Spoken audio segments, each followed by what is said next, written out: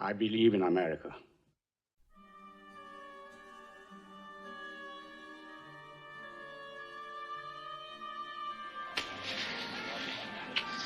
I know it was you, Fredo. You broke my heart. You broke my heart.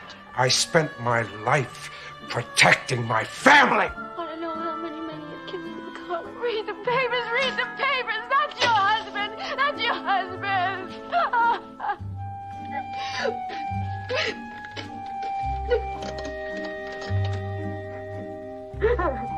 Our true enemy has not yet shown his face. But you hate me. You hate me. No, I don't hate you. I dread you. Just when I thought I was out, they pulled me back in. I'm gonna make him an offer he can't refuse.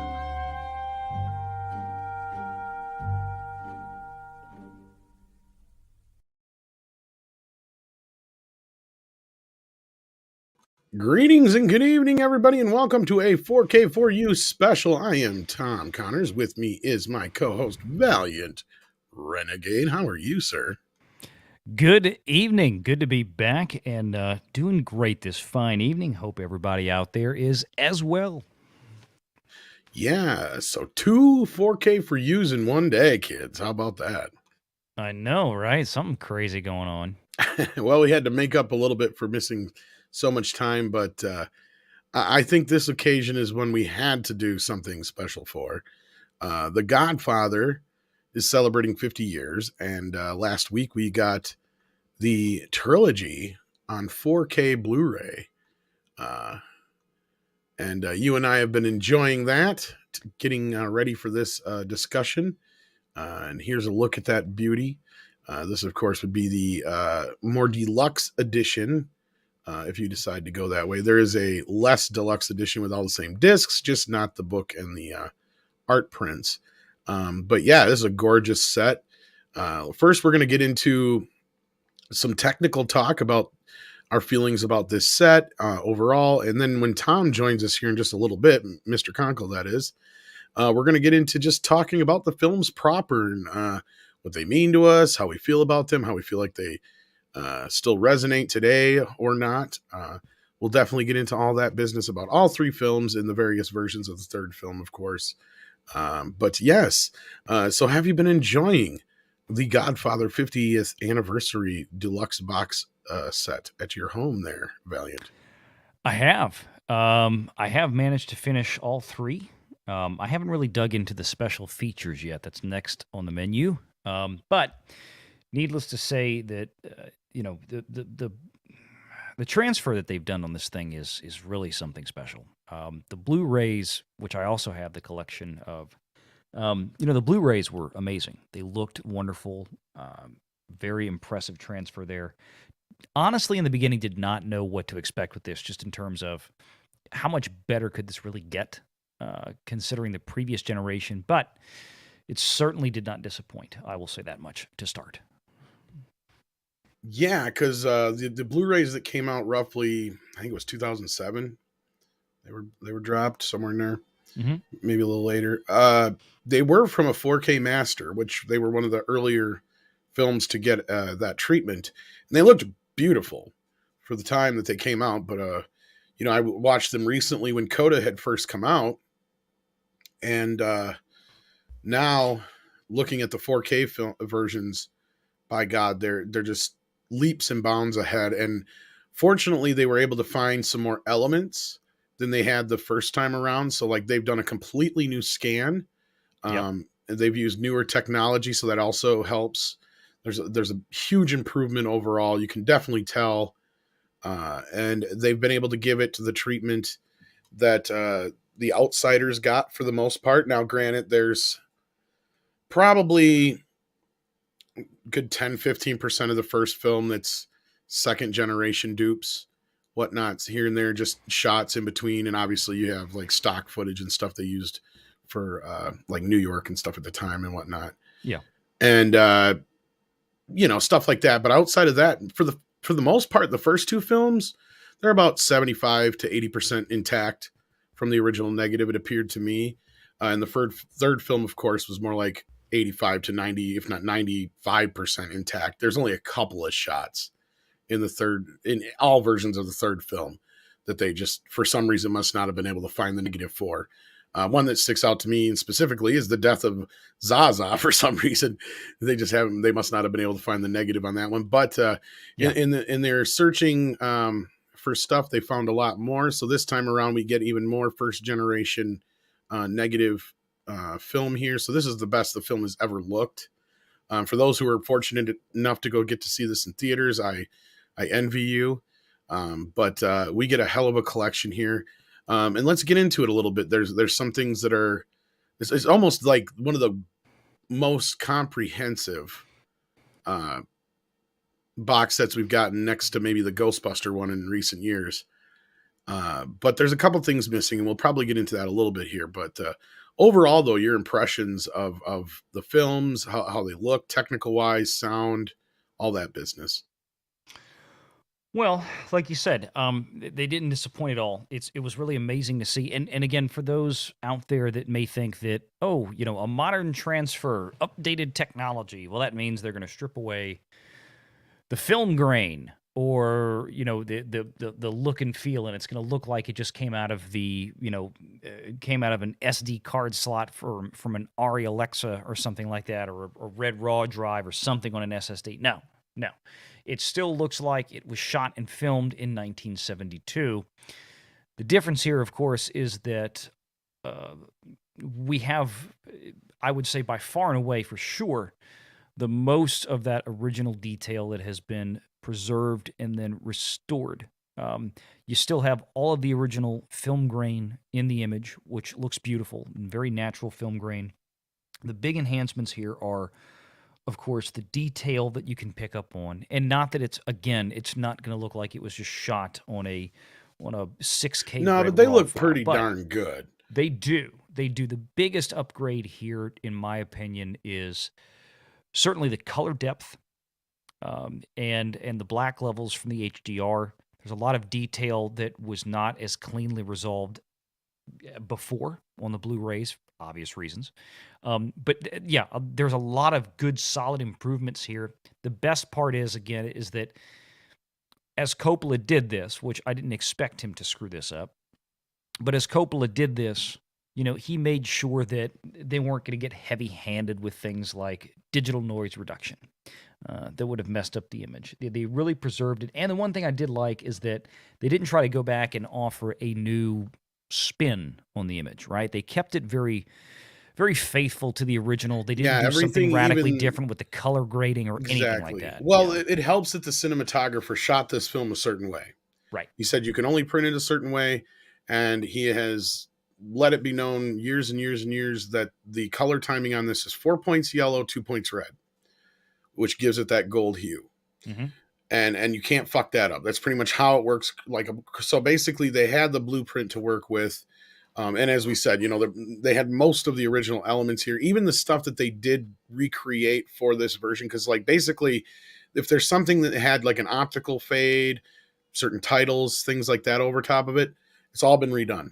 But it's done to the exact way it was done before. They didn't George Lucas this in any way, shape, or form, right? Like none of this has been upgraded in any way as far as no new special effects. They're not changing guns into walkie-talkies or anything. Nothing has been altered. All the fades and all that business are all timed exactly the same. As far as I know, Corleone was shot with Nerf darts. Exactly. Yeah. As far as I know, the only differences between any of these films, other than obviously the alternate versions of 3, is that in the process of doing the new soundtracks for these, I guess there's a minor alteration in some of the timings of the soundtracks, but that's just like a minimal thing that only people who have seen the mono version a million times over might notice. Right. Yeah, that's something to me that I'm not going to nitpick on. I mean, and that was one of the things I did like about it, because I did watch, when I watched the first one, I did watch it in the original remastered monaural. Did you? Yeah. Yeah, I did. I mean, I wanted to listen to this, and again, my reference system I've got here is still just a 2 Because I channel. actually like the updated soundtracks that they did for these. They're actually very well done. But anyway, I listened to that for the second one and the third one, but the first one I'm like, let me try something different. And again, I mean, that's the way it was originally done. right. And again, the original binaural, it is a very high quality, uncompressed original soundtrack. So it still sounds great. And not to mention the fact that, the Godfather is still obviously, most movies of its style is a very dialogue heavy type film. So most of what you're going to get, even if you go into surround mode, is going to it's going to be coming through your center channel. To a point, Yeah. but on this new sound upgrade that Francis did back for the original remasters roughly a decade ago, the new soundtrack they did for the first 2 films, because the third film it was already in 5.1, so Right. I think they just retransferred it over. Although Coda, they did do a new sound mix.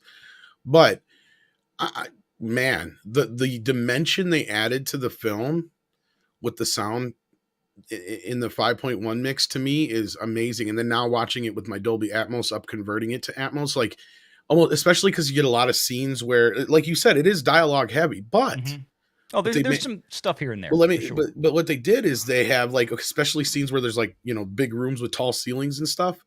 They've managed to do very good ambient sounds. Like, it sounds like you're in that room, like, and it's not like this fakey sounding, like, yeah, they're just kind of doing a process of an equalization and making it echoey. But I mean, it is, but it's like, it sounds like you're in the room. So they do a very good job of capturing that to where you get just the faintest of echoes. Like, how when you're standing in a big room, you get that kind of, so you can hear it in the surrounds and everything like that, just faintly, like when they're talking. And like, they do a good job of it. It's not distracting. It's not bouncing left to right like they would used to do in some of the older, harder pan mixes.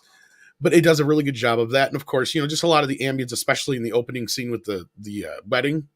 I mean, you got people coming everywhere out of every, channel you can think of, and the music is boisterous and there. And of course, the score really swells in the 5.1 mix and pales in comparison in the mono mix, as far as I'm concerned. I did bounce back a few times to compare the first and second. I was going back and forth. I really was. But I mean, of like course, for those who are like purists, it's there, right? Yeah, and that's just it. Like I said, I wanted to do something a little bit different this time.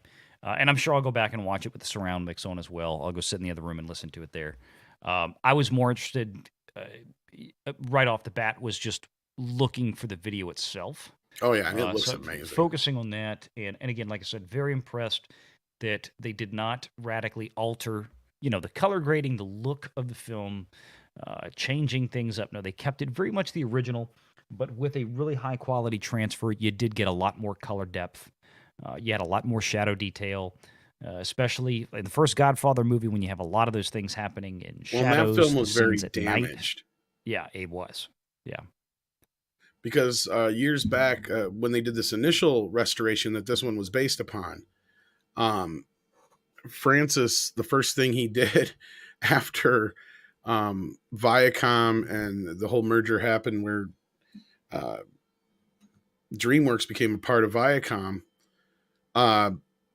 before they were bought out by Universal.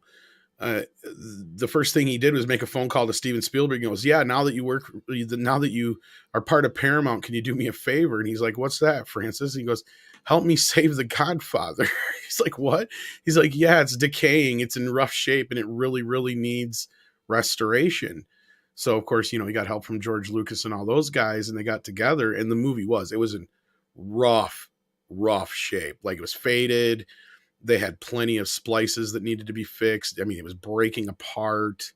They didn't know how much life it had left in it. And of course, being as popular as the film was, it got struck from a lot more than a lot of other films did. Mm-hmm. So, that was also an issue where it just was beat to shit. So this thing went through 2 processes now, being completely restored. And this will, of course, be the final restoration, I imagine. And of course, I think this box set does a really great job of capturing the film. The only thing that's missing, because you get all the classic special features, you get a bunch of new special features, including some that cover the restoration, of course.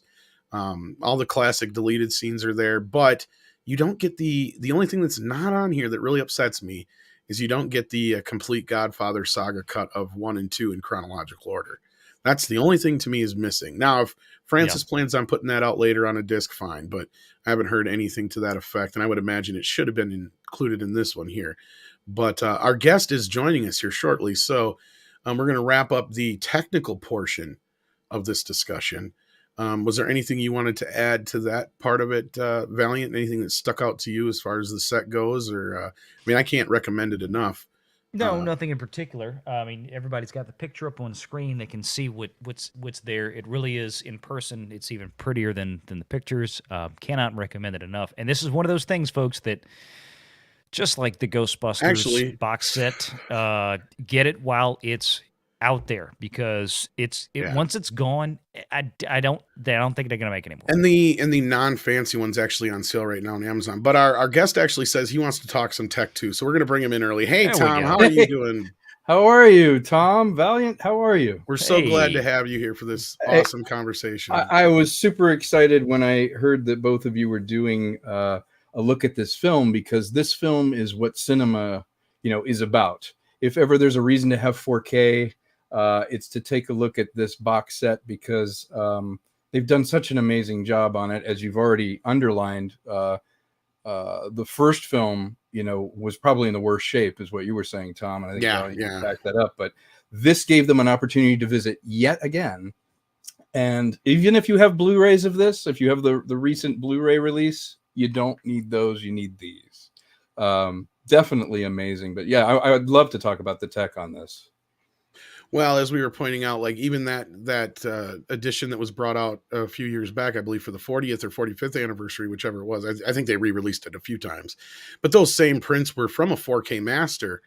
But this time out, they actually found more bits and pieces of the negative they had lost. Yep. They said that they found them in boxes that weren't even marked The Godfather. They had no idea. Like, it was just craziness. Lord knows we're so there, but there's some of the most famous shots that they still have yet to find the negative for. Like one of the most famous one is the shot just before K at the end of part 2.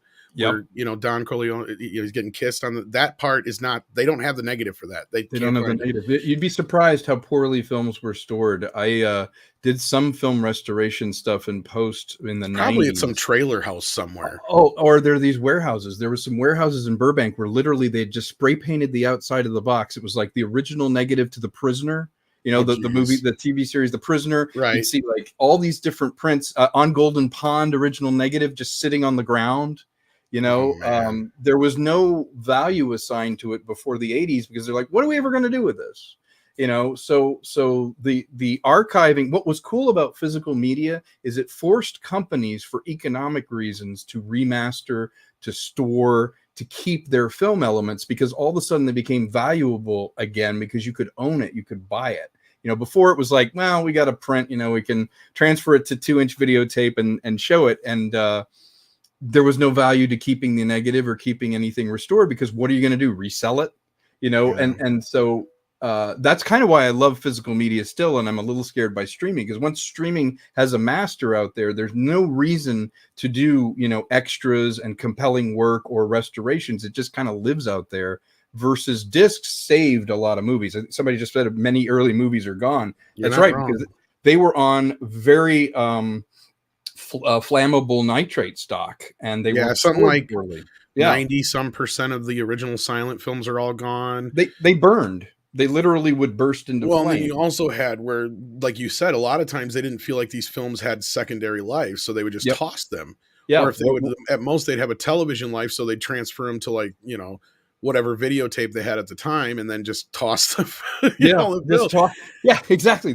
We're done with this. What are we going to do with it? But exactly, the Godfather set, I have to say, as you were saying, the transfer on this is a real 4K transfer, as much to the original elements. They had the original elements for Godfather 2 and 3, and the coda got its own treatment. And you can kind of see how important the coda was, and that doesn't it have its own box now? It's sort of its own. You can tell Coppola's like, that's the version that Coppola wants you to see. But the first Godfather needed the most work, because it had thousands of scratches and nicks and different things that they started to fix in the Blu-ray, and they worked even harder on in this one. And it shows, because let's face it, I see if you agree, this is probably better than the experience of sitting in the theater in 1972 and watching. Coppola even said that. You're getting now, because of this, and going to Dragon Master's question here, why are negatives so important to a 4K disc? Well, not just a 4K disc, but when they do these restorations, they also put out they make a new negative for the film and a new master print. So right, because film is, and they do it on a newer version of film that's more preservable. Right, the chemicals were unstable in the 70s. So now they can save it forever on an analog format, along with all the digital formats we have. But on 4K disc, because of the resolution you get off of a 4K disc, it's damn near, or actually they basically say it's scientifically as good as 35 millimeter. Yeah, I was going to say, Dragon Master, the reason negatives are so important is the only 4K element of a film that exists is the original camera negative, because a frame, as Tom was just saying, a frame of 35 millimeter is as close to that resolution that you have in a 4K image as you're going to get. So what you want is to get as close to the original element as you possibly can. And since these were all shot on film, they're negative, and they're chemicals. One of the reasons when you look at 70s films, they all look so brown, like all the reds bled out of it and the greens, is those chemicals were really unstable. Yeah. They were trying to figure out how to do faster, cheaper color film, but they didn't have longevity in mind. So if you can go back to the camera original, it gives you one more chance to color grade it, to look at the grain. The grain is beautiful in especially the first Godfather. It feels very organic, and I like the grain. It makes you feel that gritty, you feel that gritty kind of 70s feel, but also the detail is in the grain. If you remove the grain, if you use the HDR color grading too much, or you saturate it too much, you actually lose detail by losing the grain. So it's counterintuitive, because you think, well, the grain's like graining it up and making a thing, but actually the details in the grain, especially in that first film, especially the finer detail. And that's why it's so important to get to the negative, because every time you get a dupe away from the negative, you're losing more and more and more resolution, to where you get to a point where some of those movies just look almost as bad as like a VHS or a DVD copy, because they've been duped so many times. Yeah, they've just degenerated. Yeah, you're absolutely right. RC from the NYC sends us a very generous $10 super chat and says, "What's up, Tom? What's up, Tom? What's up, chat?" I think he meant to say "What's up, Valiant" as well, even though I think he said Valiant. I'll take it. Yeah, he'll take it. Hope all is well. I saw The Godfather in Dolby Cinema Theater a few weeks ago. The visual quality was great and the sound was incredible. And there is another reason why they've remastered this now, because they can send it out to theaters. And as Tom was just pointing out, you are literally seeing a better version of this film than Coppola was able to release in theaters back in the day on film, because of how good digital technology has gotten. And I'm sure there's even some places they might even be showing a 35 millimeter print of this here and there, but absolutely very rarely. But yeah, the reason that sound was not remastered and redone is they recently, when did the Blu-rays come out? Was it 20? We were trying to think. I think it was 2007 or 8, somewhere in there. In 2007, they did a 5.1. Yeah, and sound improvements have not moved as far forward between 2007 to now as video and visual has. In the last few years, 4K and scanning and digital scanning has exponentially gotten so much better. They actually had a really great sound master back then, so they were able to move it forward. You're not going to see a huge bump to Atmos. They could do, but you're not really going to gain much. It hasn't jumped enough to where you're going to really notice it, the bandwidth and sound. But the sound wasn't in bad enough quality that they needed exactly to do it. So visual, though, this 4K, you can throw out all your other versions, because the 4K version of this box set is the definitive transfer. It's actually, if you look at the collars on their shirts, it's the first time they've ever been white. Well, not just that. You bring that up, you can actually see, like, I noticed things I can never see before, like the little details in their shirts, right? Like you can see the stitching, little stitching and the sequencing and the shirts and little things you never seen before. And they were talking about in the remastering process about how, in the beginning of the movie, Talia Shire's wedding dress has always been blown out in every single version prior to this. And now you can finally see the fine detail that the costume designer put in her, in her dress and all that kind of stuff. Just the little things like that. And I know some people that's not going to matter all that much, but when you watch these versions, the 4K, what it does with having that depth it pulls you into the movie. And Yeah. even though Valiant, like you said, yeah, sure, you can tell this film was still filmed in the 70s, as you said. Yeah. But it's just the quality of it. It looks so great. Yeah. Even if you're not going to notice it visually, you're going to feel it. And the important thing is that you feel it. You feel the textures. You feel all that. Even on a subconscious level, it's going to immerse you. Because remember, The Godfather was shot in a lot of what's called mise en scène, which is a wide frame where both people are visible in the frame. It doesn't always pop to close-ups. It lets it play out at the speed that the scene should unfold. And so all that detail in the background, all that stuff that you're going to feel in the room, your eye needs to absorb all of that. Your ear has a lot of depth, but the eye is taking in all of that information, whether you really sense it or not. And that's why it's so much richer. It's like seeing it without a sort of film in front of it, without a veil over it. You lift it up and that sharpness is there. They're right in front of you. It even gets hazy and stuff over time. But no, and you're right. And another reason why it's important to have that negative, because this was shot, at least the first two movies, I don't know about the third one, the first two movies were shot in an open 35 mat. So he's actually cropping off certain parts of the picture and zooming in a little bit. Because as you pointed out too, and how you work with, you like to shoot in 4K because then you can, choose bits and pieces of the frame. I pop in tighter. Yeah. You can get rid of microphones. I can put registration marks and stuff to track things in. And then I just pop in. It's called repositioning. So you repo the shot and pop it in.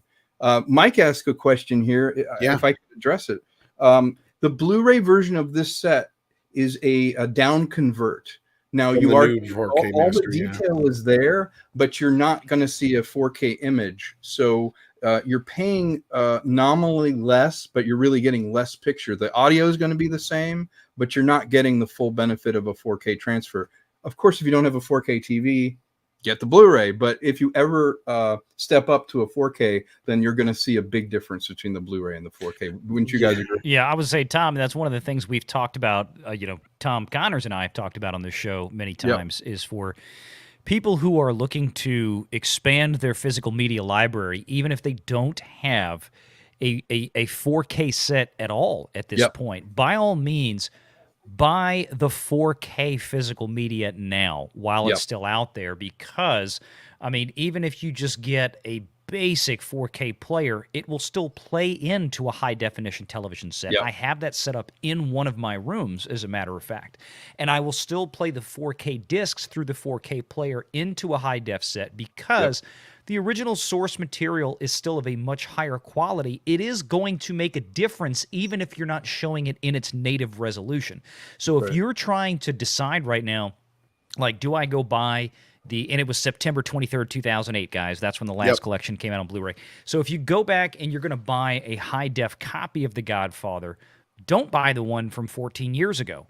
Buy the one from now, because that Blu-ray version is coming down from this new master, and that high-definition transfer is going to look visually superior to the one that came out in 2008 on all accounts. Even though it's not in the same full 4K native resolution, it's still coming from that. So and even though that 2008 one was from a 4K master, they've got better elements now and new technology. They've done a rescan, so you're going to get a lot better picture even on that Blu-ray than you would the classic one. But like Tom said, all the fixes they made, pulling out the additional scratches, the pops, the cigarette burns, everything else that might have been marring the original film negative or whatever interpositive they had to use to put whatever that is, those fixes are on the new Blu-ray just as they are on the new 4K. In a way, Dragon Master in short, if they can get a negative, yes.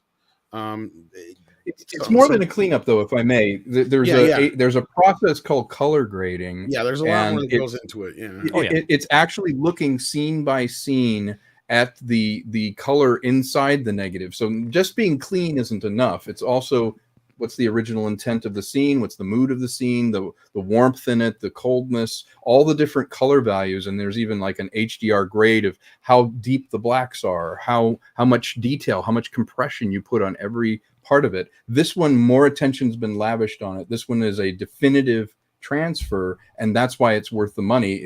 This is both a revisit, a cleanup, a remaster, but a kind of definitive look at all of them. And we shouldn't neglect how good Godfather II looks, because that had original, really well preserved negative. That looks like it was shot yesterday. Yeah, it's fared a little better, being that it's a couple of years newer. They had a few more of the negative elements. Like I said, they're still missing some bits and pieces, but as Scissors it's beautiful. Scissors with the run here is being punny and says, "Just when you thought you were out." Just when I thought I was out, they pull me back in. Gotta do that. Gotta do that. Some are must buys, and this, if you love cinema and you really enjoy performances on film, lightning in a bottle, something that you can visit, and as you change in your life, as you grow with your life experiences, the movie changes and you learn new things. The first one is sort of about family. The second movie is kind of about corruption. The third one's about redemption, but it shows you different things all the time. And so it's why you have physical media, is that when you're in the mood, you can go to your disc, you can pop it down and watch it in that moment, and you're visiting it, you're different. The movie will be a different experience for you, and it'll be different 10 years from now. And that's why it's important to have these 4K discs, is that they can't be taken out of your library. They're not streaming somewhere and they go away. They can't decide to do a lesser copy of it, or an old print. You have the version the filmmakers wanted to present, and I love that they lavished attention on the coda, on Corleone's death, that he considers that the definitive third film, and I think better film, and they certainly gave it its own packaging, its own wrap in this, and they're giving it its due. So if you're going to say to someone who's never seen The Godfather, this would be the set to show them. And at least you do get this is the first time the theatrical cut of Godfather 3 has ever been available on home video. The only place you've been able to see it prior to this has been HBO.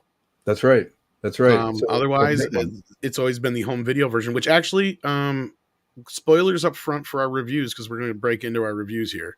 Yeah, I actually prefer the home video version to both the theatrical and the coda cut. Oh, interesting. Don't throw shit at me. No, everybody has that. Valiant, what is of the 1990s version of the original or the coda, which is your preferred? I don't remember the HBO version Tom is talking about. Maybe it just is missing like 10 minutes of footage from the extended cut, basically. Okay. Well, I having watched the coda version, I do like that one. I really do. Obviously there's some differences. It's not enormous. No. But the way it's put together, and look, I'm one of those folks that, like Tom said, throw shit at me if you want. I like the third Godfather film. I always have. Has it been my favorite out of the three? No. Of course not. I don't think it could be anybody's favorite. No, but the point is that doesn't make it, we say like, oh, well, it was the lesser son of greater sires, right? It wasn't exactly. It wasn't the greatest, but that doesn't mean that it wasn't a good film. It was a great film, and there's a lot of key points in there that I like, and we'll get into that as we talk about the reviews. Yeah, but, so I liked the coda version. Yeah, I did too. Well, I did too. And you're right. Compared to the first two, it's like as a standalone film, it's really good and enjoyable, but you're comparing it to two masterpieces. Yes. So, Well, and that's where I think in this sense, I will agree that the coda is a better way of doing it. And we'll get into that when we get to that. But let's start with the first film, though, because going back, the original movie, this is one of this movie, as I've said, is one of the reasons that Hollywood still exists today. There was a point, kids, where the moguls had started selling out, and every major studio was bought out by a beverage company, some other conglomerate. The only one still standing on their own was Disney. And at this time, Gulf and Western had bought Paramount. And they were threatening to shut the studio down and basically sell all the assets off the television stations and networks. And basically end making movies, period. Right. But Robert Evans, and you could probably find this on YouTube. It's even in bits and pieces of the making of that's on the Blu-ray. He pleaded and begged to Gulf and Western. He made this trailer thing for them. And he said, trust me, I think Love Story and Godfather are going to turn the studio around. Give us a chance. Do not shut us down. We are on the verge of greatness, kind of thing. Yeah. And this is also on the heels of The Exorcist coming out, which helped save Warner great Brothers. film. Yep. You had, Easy Rider, which came in and helped save Columbia, Yep. and so on and so forth. So the only one who was really struggling at this point was really Disney anyway. Like, that was the sad part. Like, because now coming into this, and then eventually, Universal had Jaws and their hits come along. That's right. But Godfather was the movie that basically saved Paramount Pictures, but the movie almost didn't get made. Like, it was, right. And what's awesome is we're going to get to see that process in about a month, or actually a little less than a month on Paramount Plus. They've got a new limited series called The Offer. Have you seen the trailer for this yet, Tom? Yes, it looks really interesting. God, I was amazing. thrilled. A friend of mine got to audition for a part on it. I think it was as Mario Puzo. I think he would audition for it. But he was saying it's fantastic. He's a huge Godfather fan. But what a great fly on the wall script it seems to be, to like, you'll have a new appreciation for the films because you realize how hard it was. You could have almost played Puzo, man. Huh? You could have almost played I Puzo. could have. Yeah, I could have. Yeah, just give you that mole and a couple of, right. Just a little bit of makeup. Yeah. I could have done that. I think that it's always fun to see the behind the scenes wrangling of how it is to give birth to a film, because, as somebody who does it, often the way that it gets made is as dramatic as the film. And,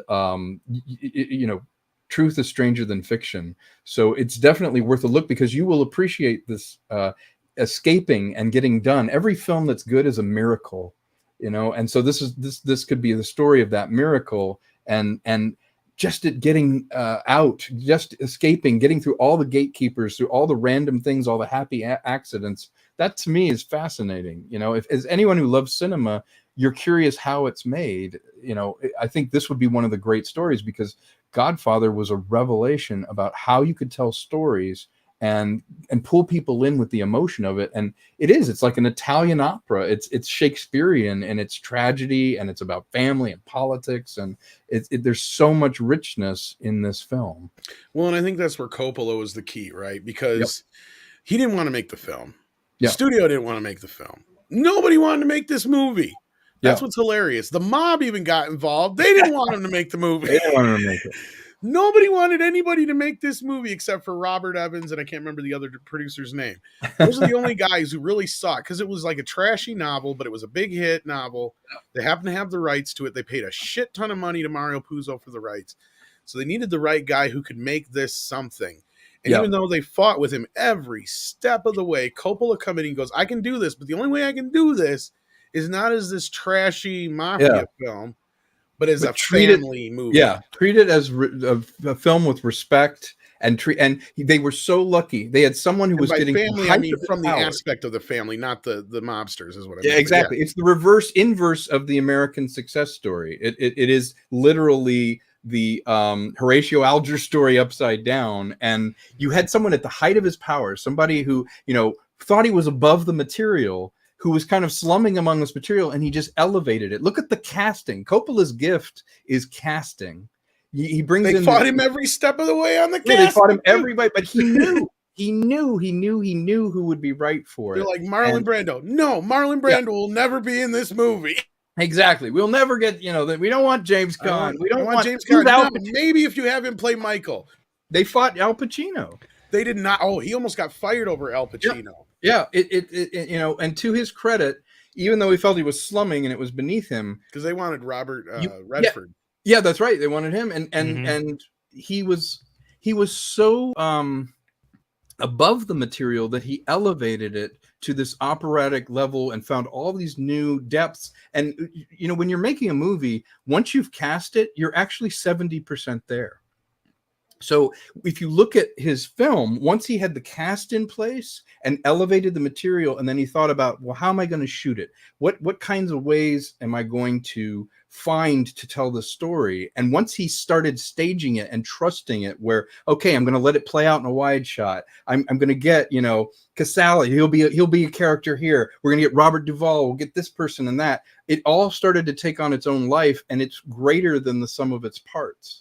And to me, that's the miracle of all the Godfathers, is that it is telling an epic Shakespearean tragedy, but it's all about family, business, politics, all the infighting. It pulls you in like a soap opera, but it's high level examination of everything that's going on in America, and basically betrayal. There's a great line in it. You guys probably remember this line. Is he goes, the worst thing about betrayal is it never comes from your enemies.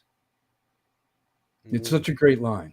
Yeah. Well, It never comes from your enemies. Betrayal always comes from the ones closest to you. He's like, I knew it was you, or this person betrays you because you're close, because it's family. And to me, it's an amazing character study of a subculture. My father always taught me, keep your enemies or your friends close, but your enemies closer. Enemies closer. That's right. Betrayal always comes from that. And this film beautifully tells that on a huge canvas.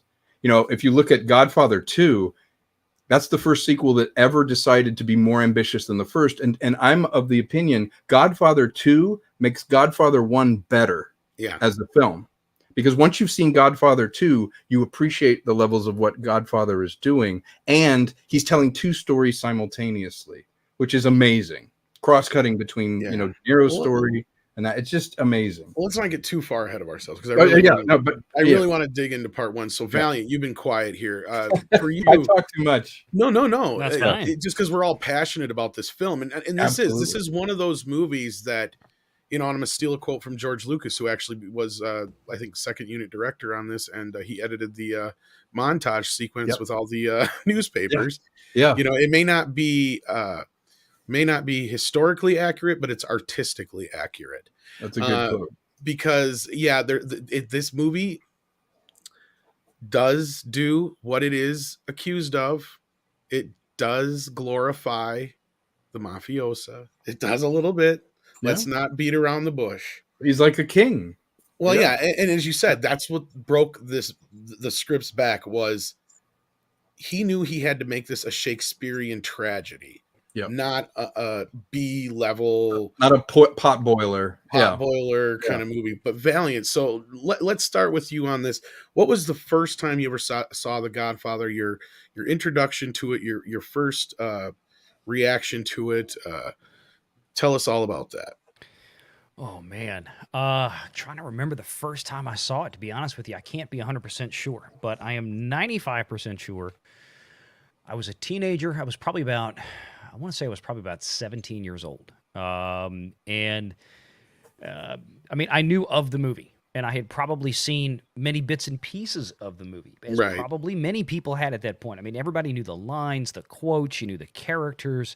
Somebody made a cultural reference to it. You got it. But, the first time I probably sat down and watched the movie in its entirety from start to finish, probably 16, 17 years old. And I remember loving it. I had a good friend of mine. I think that's about the right age. Yeah. Yeah. I had a good friend of mine that, she was a big fan of it, and I was like, all right, just checked it out, watched it. And, I got very much into it. In fact, I want to say, if I'm not mistaken, probably the first time I saw it might have been, and I don't remember how many years ago it was that they originally made it, but that chronological cut of Godfathers 1 and 2. That was on whatever cable network. They used to show it on USA quite often, but it originally aired, whatever network it was back. I think that's initially how Godfather II premiered on television, if I'm not mistaken. Yeah, I want to say if that was when it premiered in the mid 90s, that's it would have been done way earlier than that. But USA picked up the rights to it, and they showed it like endlessly. Well, then that's probably where I first saw it, because I saw it coming on. I remember watching the chronological cut, and I think that's the first memory I have of watching the films. And later on, when I went back and watched the films separately, it didn't throw me off. I had a greater appreciation for how the story was originally told, versus the chronological cut that they had that I saw on whatever cable channel. Might have been USA, I guess. It might have been HBO, actually it was 1977, and I think it was NBC. And it was a 7-hour version. Yeah, Yeah. they showed it over 2 nights, I think, and it was all in chronological order, a bunch of scenes added to it and all that business. And yeah, eventually it was on USA, and then HBO did pick it up a few years back because I actually saw it in HD That's what I'm on thinking of. USA a couple years back, or on HBO Yep. a few years back. You're right. And yes, Action Com, yeah. Supposedly they did get a pressure, and that's why the word mafia is not in the first film. I don't know about the second film, but it is in the third film. That I Yeah. know. I'm trying to remember Yeah. if it's in the second film or not. But yeah, they couldn't say it in the first film because of that stuff. Yeah. But like you, Valiant, I didn't see the film until I was 18, 17 or 18. I don't 18. think the film's going to Because have it an was the 20 impact. I was going to say, I don't Yeah. think the film is going to have an impact if you watch it much younger You see than it that. just too early, and it's gonna. Yeah, I don't think you're gonna get into it enough. But of course, I think you can see it anytime later than that. But like, yeah, it was the 25th anniversary. Yeah. They had brought the videos out for the first time in widescreen, and they were in those gold cases. And I remember renting them from Blockbuster when I was in college, and that was the first time I watched all 3 of them in one go. And that's probably why I don't dislike 3 as much. But not to get ahead of that. But yeah, that's my first experience with them, and ever since then, of course, I've seen them a million times. But yeah, the same exact thing. I think the first time I ever watched 3 is the first time I sat down and actually watched all 3 films back to back to back, and that was when I bought the Laserdisc collection. But like you, Valiant, like, I mean, of course, I knew a lot of the references. You know, even the guys from South Park talk about, you know, how they brought up scenes, and they're always referencing The Godfather. And they're like, oh, you know, they had the one scene where Cartman's trying to kill Stan in the boat with the wiffle ball bat. And they were like, started talking about the movie, and all the other writers are like, oh, we don't know. We've never seen the movie. We just know it's the Godfather scene. And like, you've never seen the movie? Then how the hell do you know it's the Godfather? Like, everybody knows that's from the Godfather, you know. So like, it's Exactly. just bled into the you know, the zeitgeist. But Tom, you of course were probably around, I'd imagine, at least for the second film. I was around for all of them, but I was too young. I was trying to be modest. You're very much, yeah, no, I remember the Beatles too. I saw it in film school. I went to American University back east, and they had a theater where they would get prints, and they would bring in the big screen, filmmakers. but later. That's awesome. Yeah, and I got to screen it in a theater at my college. We had a really nice theater that was donated by 2 guys, the Pettis brothers. They ended up, they financed all the Coen brothers early stuff, like Blood Simple. Oh, I know the guys you're talking about. Yeah. Yeah, they paid for this theater at my college, and so you would get all these classic films, and you'd get to see them on screen. And I remember we were talking about mise-en-scène and how to shoot scenes and trusting the material. And they're like, well, you should do this. And I was like, you know what? I've heard about The Godfather my whole life. I've never seen this thing. So I went to the screening that night. I must have been 19 maybe. And it just, I mean, blew me away. Not only did you feel the space more projected, you know, on the big screen, but having not known much about the film, it just washed over me. And I got so invested in the characters and so wrapped up in it emotionally that I didn't notice the technique as much as I thought I would. I always thought, oh, you know, I'll see how he shot this thing, and I know what he's doing there. I just, no, that first time it really does suck you in. It washes over you, doesn't it?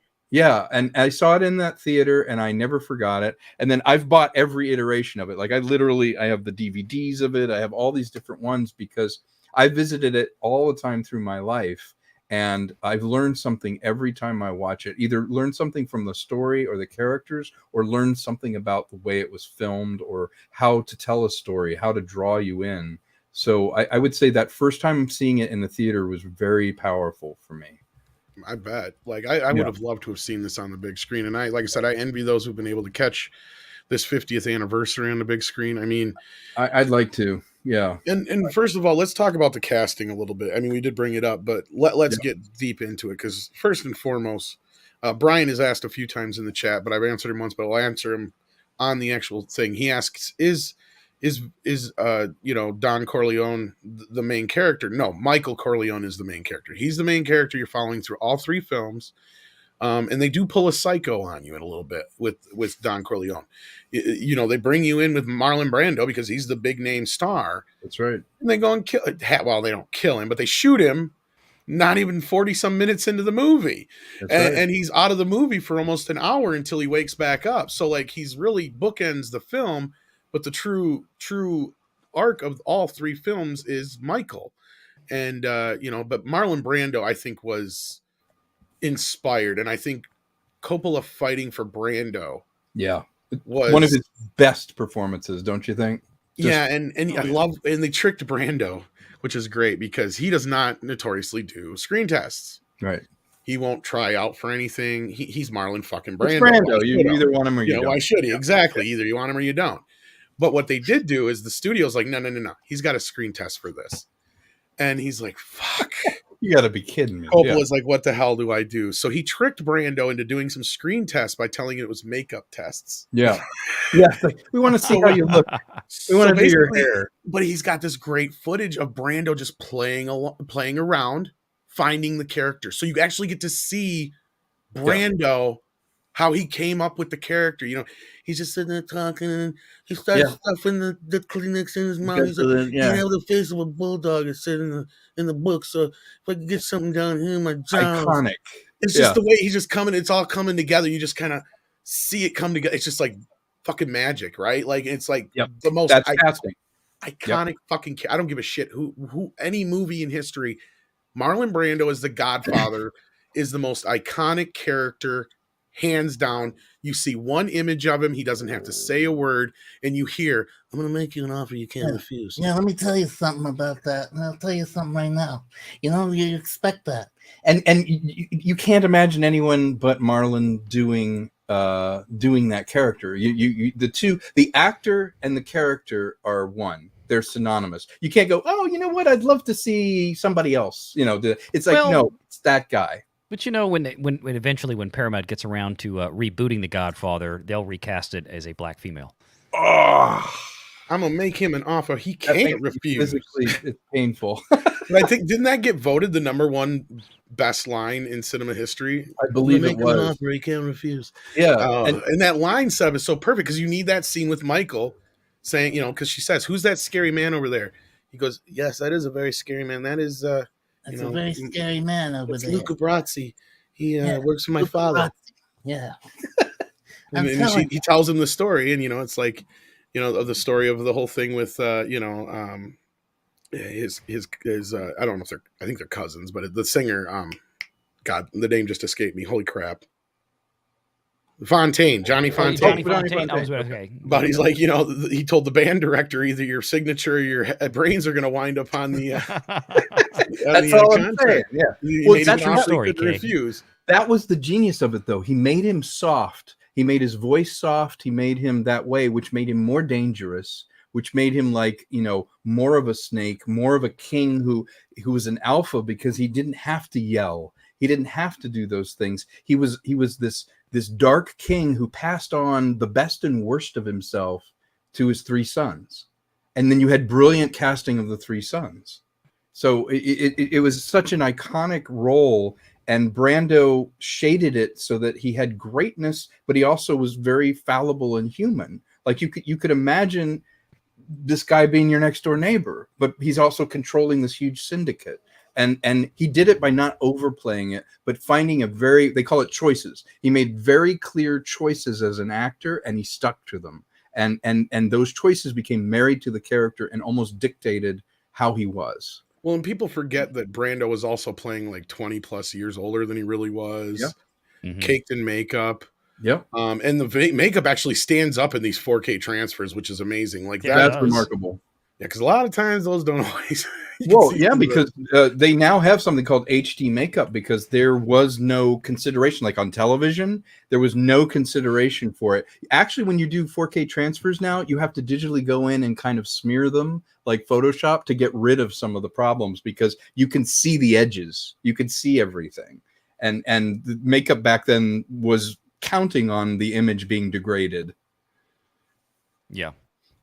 I was going to say, for the record, I just turned The Godfather back on. I have it running in the background. And lo and behold, I just, caught the scene where Vincent Corleone, Andy Garcia, is conceived in the first movie at the wedding. But I'm dumb. That's great. You had to see Andy Garcia conceive. Yeah. That's wonderful. Yeah, I mean, just there's so many great casting choices in this film. I have to say, if we can segue to Pacino, it's probably one of the finest film performances I've ever seen is Pacino, who was relatively new to film, but trusting Coppola to have his back, trusting the material, and finding a new film language to acting that we take for granted now. But that style of acting was relatively new. Yeah, and I mean, and especially in the first film, you see the beauty of his performance is you see the growth into who he becomes, right? Especially over the second film, and then of course finally into the third film. But especially in that first film, because he plays that one scene so perfectly when he basically that moment, right, where he first takes responsibility for his dad at the hospital, which leads to him, you know, gunning those guys down at the restaurant. And you see that moment in him where he goes from like, you know, he's kind of thinking about it. It's like, this is it. Once I go past this moment, like Sonny told me, there's no going back, right? Like this is it. This is the moment where my path that I had originally chosen has now veered into this complete different direction. And that's the moment that everything leads back to, of course, when we get to Godfather 3 and all that business. But, you know, it's that choice he made, and he did it for his family. And no matter what consequences it had from that moment on, everything he did was for his family. When before that, he was kind of the outsider, right? Like he was there, and everybody was like, yeah, where's Mikey? Where's Mikey? But you know, they kept pushing him away when it came to the family stuff, right? Or at least the crime side of things. You're right. And again, like I say, the first film is about family. It's a dark version of, you know, the American Success Story, or about family. And there are so many powerful scenes between him where quietness and a inner stillness is so important when you're acting, for power, to have control. The way that Pacino finds levels to Michael Corleone, where you feel what he's thinking. He thinks very loudly. You can look at his face and you're like, oh, I know what he knows, that he's being betrayed, or he's so hurt, or there's anger fuming under him. And he doesn't indicate, I'm really angry. What he does is he gets quiet, he gets still, and he finds that real quality in him that everybody can identify. You've all been in this position where you're looking over at something and you're like, I can't believe it. This person did this to me, or I loved you and I was going to do this for you, or I'm panicked, you know, like how could you attack my family? And he finds levels to doing it where he's not acting it, he's just living it. And it's pretty amazing. It's one of the best film performances I've ever seen, is Pacino in The Godfather 1 and 2.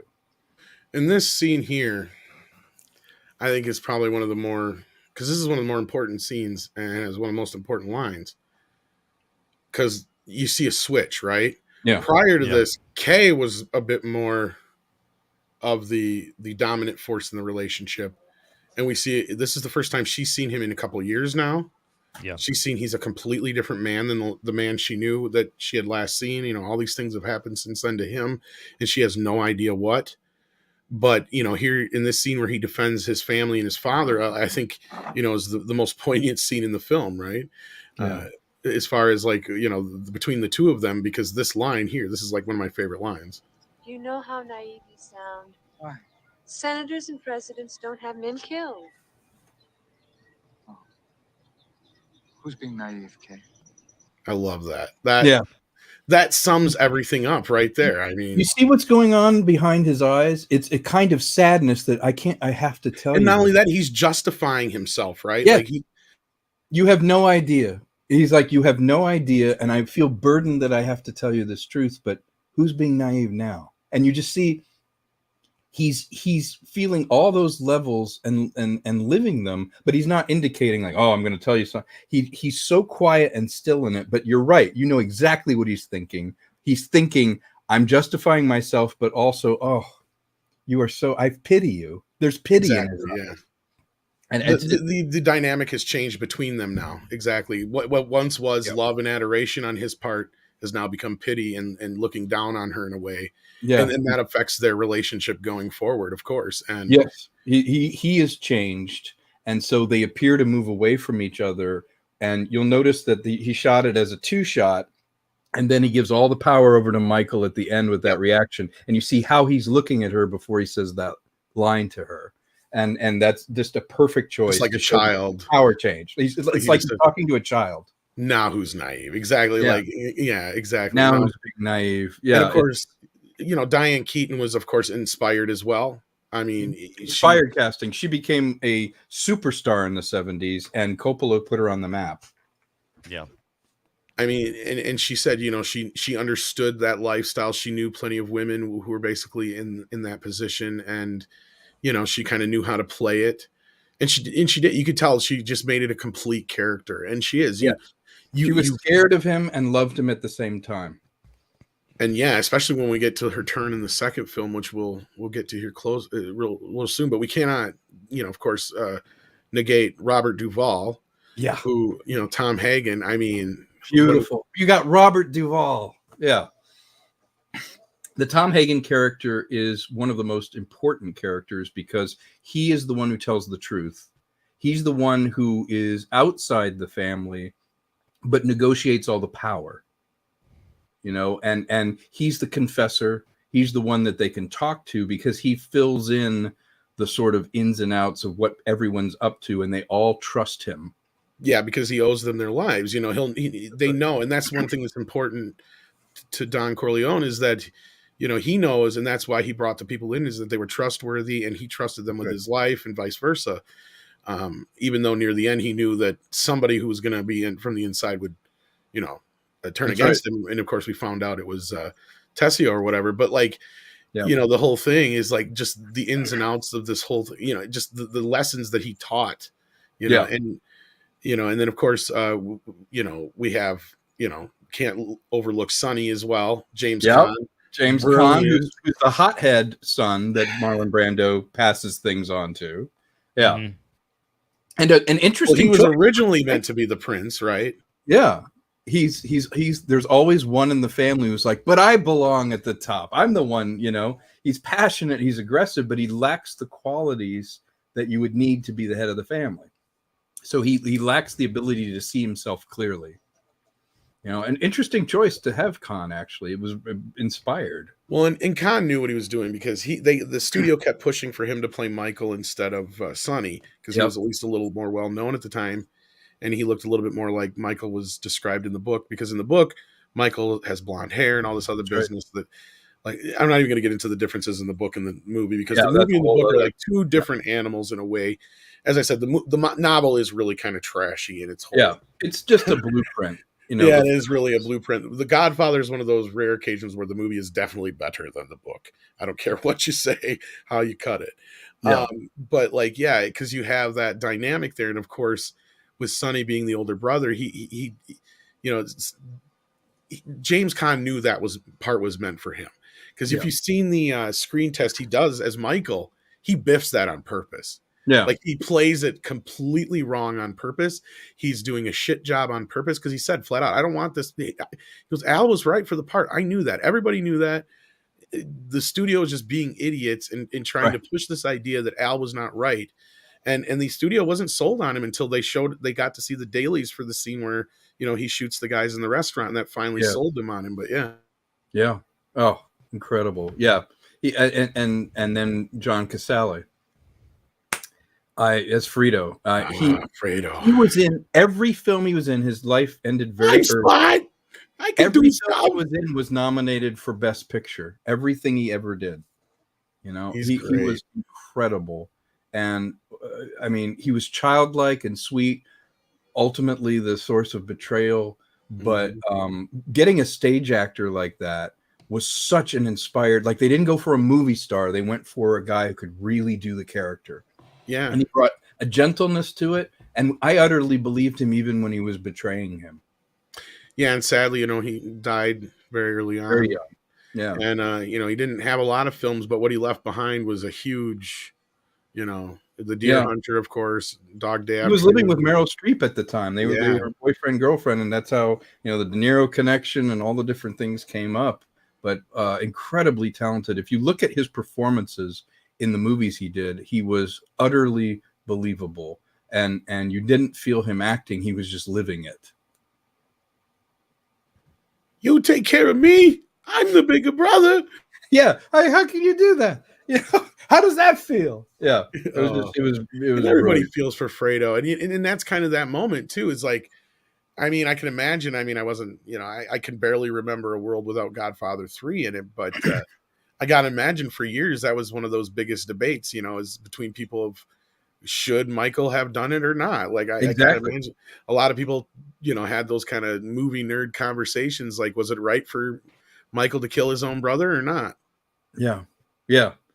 And yeah, someone in the chat brought up, there's some great, great quotes. You're my older brother. I love you. Passed over. I think it's anyone, I was passed over. Yeah. Every quotable thing with him. And sometimes they trusted him so much that Coppola would set them up in silhouette, looking out a window or something, and it would play out real time with the timing between the two characters and the way they talk. You didn't need cuts. You just would punch in for emphasis on different things, but they played so well off each other, and it was so lightning in a bottle that he just trusted them. And he could talk to, the character, and you would utterly feel the timing and everything in the room. It didn't feel manipulated. Yeah. So, Valiant, any more discussion on any of the casting or any of the first film before we go on to the second one? No, I think you guys have covered a lot of the high points. I know James Caan has been making the rounds the last week doing a variety of interviews, and I think one of my buddies in my office had brought to my attention, and it might have been the interview that he did with Rich Eisen recently, and this was all surrounding the 50th anniversary release of The Godfather. So he was telling a lot of, behind-the-scenes stories and stuff like that, and he was talking about how a lot of his scenes, a lot of his dialogue, he was kind of ad-libbing, throwing it out there, inventing the character, how he kind of put it together. The whole scene with in the beginning with the wedding where he grabs the camera from the photographer and just lays it out. So the all of that was to be done. But the whole part in the middle of the take where Khan starts walking back, he's just supposed to throw the camera on the ground and walk back inside. And in the middle of the take, he stops and he turns around and he pulls his wallet out and he throws a couple of dollars at the guy's feet in the middle of the take. That was Khan. Apparently, that was all him. And that's the kind of stuff that I loved. And it's just, it's hilarious. He's like, he said, Francis loved it. And he said, yeah, leave that in. Yeah, exactly. See, Francis is he's a very confident filmmaker, because when those happy accidents happen, he's like, look, I cast Khan. I want him to bring something to the party. So when he does something like that, he doesn't go, oh, that's not what I saw. That's not what you do. He's like, no, that's gold. We keep that. That goes in, and it richens up the character, but also what a level of trust that he can trust him with this big film, with all these moving parts. And it's still like, what, that little grace note you did where you threw the money, I'm leaving it in. Yeah. That's amazing directing. Then for everything there was like that was one of those little moments. There was the carefully planned ones, like, the assassination scene, like, Coppola orchestrated that so to the second. Like, he's like, you have to have it. It has to pull out and you have to wait and it has to feel like forever. And, you got to hang on to that gun too long because you got to have the audience going, drop the gun, drop the gun, drop the gun. Exactly. And everybody does that when they see the movie. Drop the gun, drop the gun, drop the gun. Yeah. It's perfect. Yeah, he's manipulating you perfectly. I mean, that's what good directing is like showing you what to think about. And he directed it like a Hitchcock scene, and he said that you did that on purpose. Yeah. Yeah. Mm-hmm. And it was operatic. It would crescendo and this stuff, and you're like, no. And then boom. That's directing where the director is the author of what you're seeing. He really is controlling everything you see and hear. It's everything playing with your emotions, playing with what you're seeing. The Godfather is like a masterclass in that. And I enjoy it every time because I see something new every time I watch it. Yeah. So yeah, Valiant, any more thoughts on The Godfather? No. I think that's a great start. Are you sure you don't want to say it insists upon itself? Well, that's pretty much all there is to tell, kids. The Griffin family history is a rich tapestry. But since we're all gonna die, there's one more secret I feel I have to share with you. I did not care for The Godfather. What? Did not care for The Godfather. How can you even say that, Dad? Didn't like it. Peter, it's so good. It's like the perfect movie. This is what everyone always says. Whenever they say, Robert De Niro, Al Pacino. You never see Robert Duvall. Fine actor. Did not like the movie. Why not? Couldn't get into it. Explain yourself. What didn't you like about it? It insists upon itself, Lois. What? It insists upon itself. What does that even mean? Because it has a valid point to make. It's insistent. It takes forever getting in. You spend like 6.5 hours, and then I can't even get through. I can't even finish the movie. I've never even seen the ending. You've never seen the ending? Well, how can you say you don't like it if you haven't even given it a chance? I agree with Stewie. It's not really fair. I have tried on 3 separate occasions to get through it, and I get to the scene where all the guys are sitting around on the easy chairs. Yeah, it's a great scene. I love that It's scene. not a great in every annal. I have no idea what they're talking about. It's like they're speaking a different language. That's where I lose interest and I go away. They're speaking Italian. The language they're speaking is a language of subtlety, something you don't understand. I love the money pit. That is my I love the money pit. I love that that's his barometer of taste. Now, I love the money pit. Yeah, I had that in the queue right when we started the show. I was like, oh, God, I love that Family Guy scene. Yeah. We gotta use this It's tonight. worth the acclaim, I'm sure. It insists upon itself. It insists upon itself. I'm not a huge fan of Family Guy, but that is one of my favorite bits. Really well done. The old man Cummins sent in $10. Thank you so much. Off topic, but do you think Disney will release a new 4K Rocky Horror? You would think. They will now. With like a karaoke function and everything built You in. would I think. It would be smart to do, don't you? Well, they are They've looking for re-released more it 20 representation times. right now. That's a good place to start. Yeah. Bring them all in. Shock treatment. Alphabet soup. Yeah. Get all the gay BCs in there. But sure, yeah. Why not? I think that's one of the things about physical media is you could have a lot of extras around it. You could upgrade the picture quality. You could have fun with the music. Why not? Yeah. So now let's get into the big debate. This is the one. This is probably one of the biggest nerd debates in history. Is Godfather 2 better than Godfather 1? Yes.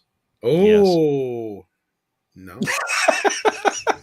I will say and no. I like the Money Pit. So, yeah. I like Money Pit. Yeah, I like the Money Pit. No, actually, I don't think it's just not quite as good as the first film. Really? Interesting. Just not quite. Just because you need that first film for the second film to work. Do you think that it's the lack of having the backstory of the first that otherwise, technically and certainly storytelling wise, do you feel like The Godfather 2 was more ambitious? I respect it for what it is. And like, it's like if Godfather's a 10 out of 10, Godfather 2 is still a 10 out of 10, but it's like that 9.99999999998, right? Like it's just that just because it's missing Brando, doesn't have some of the cast that was in the first film. Of course, they're dead now. You can't. It has De Niro. You can't fix that, but it has De Niro to make up for some of that. But here's my thing: I actually prefer it, and as we brought up earlier, the chronological cut of the first two films. To me, that's when they're the same film, right? They're actually a part 1 and a part 2 as Coppola had intended. And I think it actually works better in the chronological order, because he even said that the movie fell apart the first screening because he would spend too much time in one time frame.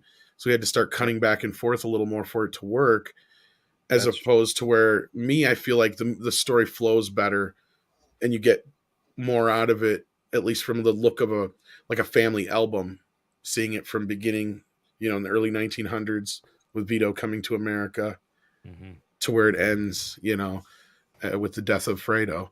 Like, to me, though, that's the ultimate version. But again, though, as a movie, I don't know if I could ever. Here's the problem with that, and that's why I don't know if I could ever say 2 is better. Is I don't know if I could ever separate the first one from the second one to where I could ever see it on its own as a standalone film. I don't know if I could do that. It's just so intertwined with that first film, and it feels like such an extension of the first film that to me they are almost this one and the same. Interesting. Yeah, I did a deep dive on on my channel about Godfather 2, and it really, for me, it confirmed. For me, the reason Godfather 2 is a slightly better film is, as I said before, I think it makes the first film better, but also it's connecting to the past as well as the present simultaneously. You have De Niro's great performance as a young version of the Brando character, but things that happen in the past showing you where you're going to end up are echoed in the present.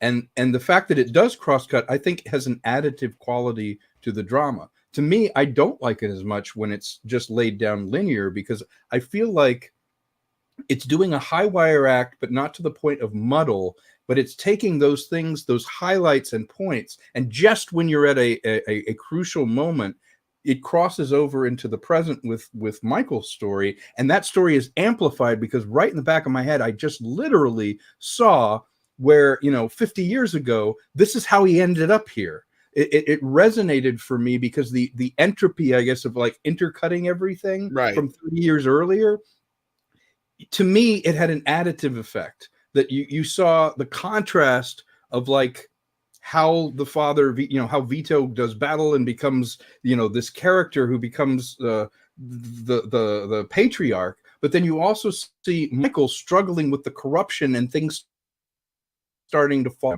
at the same time. So you see kind of the ascension and the falling at the same time. And to me, it's the first time they ever tried to make a sequel that was better than the original, and I think they reached it because it was more ambitious in scope.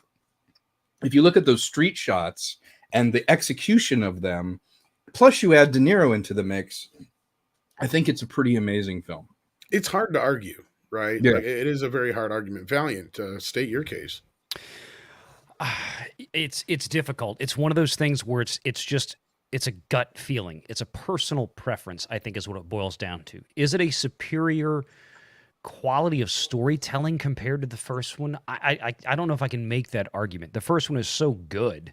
It's like you said, I think if there's any variance between them, we're talking about fractions of a percent, right? I think it boils down to me is a lot of things what Tom Konkle just said is a little bit different narrative styling that I think I just kind of gravitated more towards. As much as I love the first one, I love getting a glimpse back into the past, weaving it into the present, having the balance between how all that played out. Because it's like they had to figure out, okay, we've concluded Godfather 1, right? Now we want to go make a sequel, but Vito's dead. So how do we get him back, but not bring him back? Well, here's what we can do, So and that's what, and we got De Niro's masterful performance in this, his big introduction to the Hollywood scene by and large. There was just so much. In fact, I'll put it this way: when I opened the box set, I hate to tell you, the first movie I grabbed and watched was Godfather II. Yeah, I remember you telling me. It's both a prequel and a sequel at the same time, and you have De Niro's version of Vito.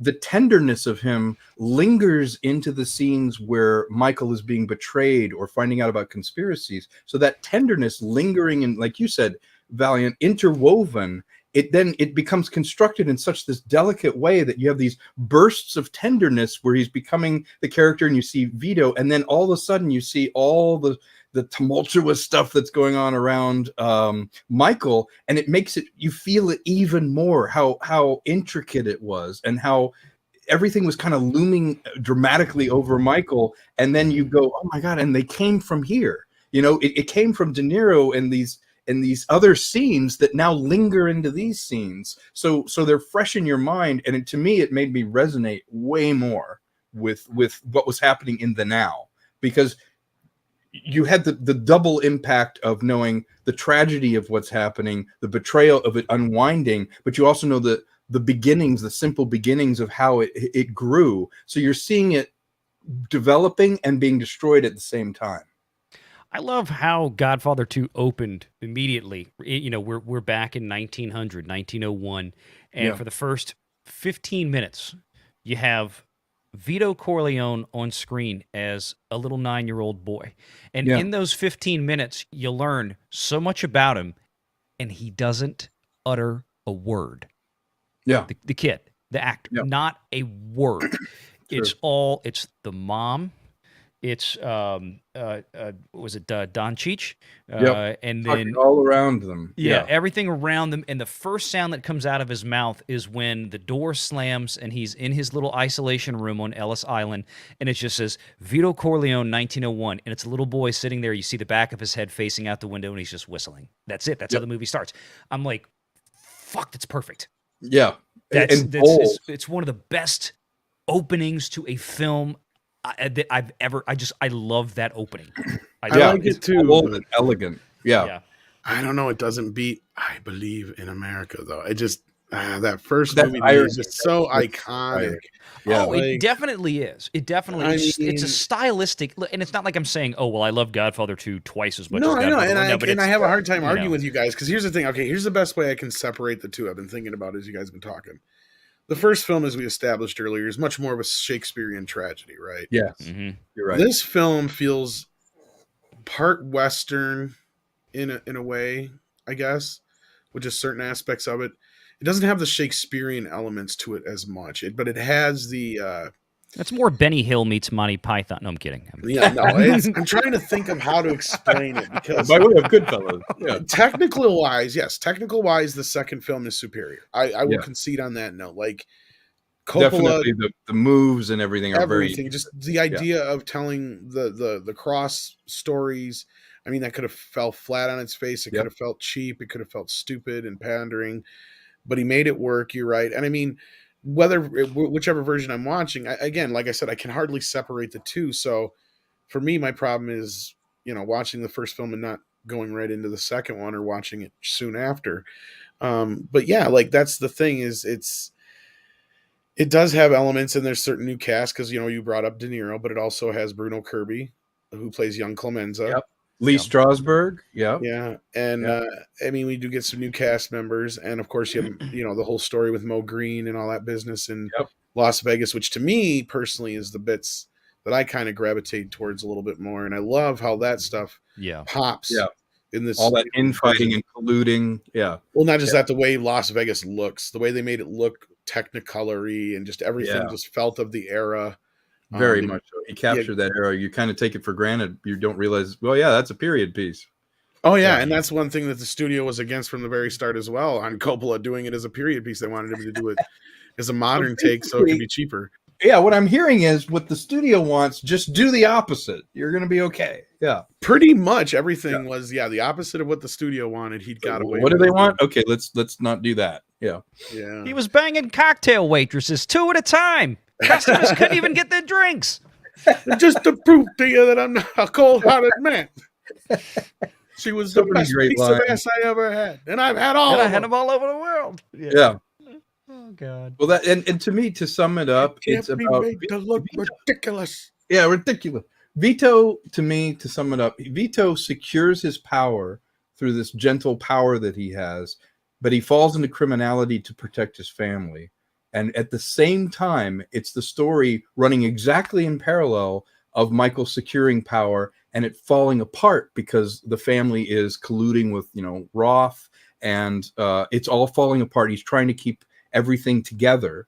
And we feel both the ascension and the decline at the same time. And he pulls it off with very intricate scenes with, tons of extras, all these elaborate sets, but sometimes it's the intimate little picture, just a little bit of a face. You remember faces and feelings in this thing. So it's a big film that feels really small and intimate at the same time. And that is hard to pull off. True. I mean, and it does have some great stuff in it. Getting back to one of the elements earlier was just the development between Kay and Michael, right?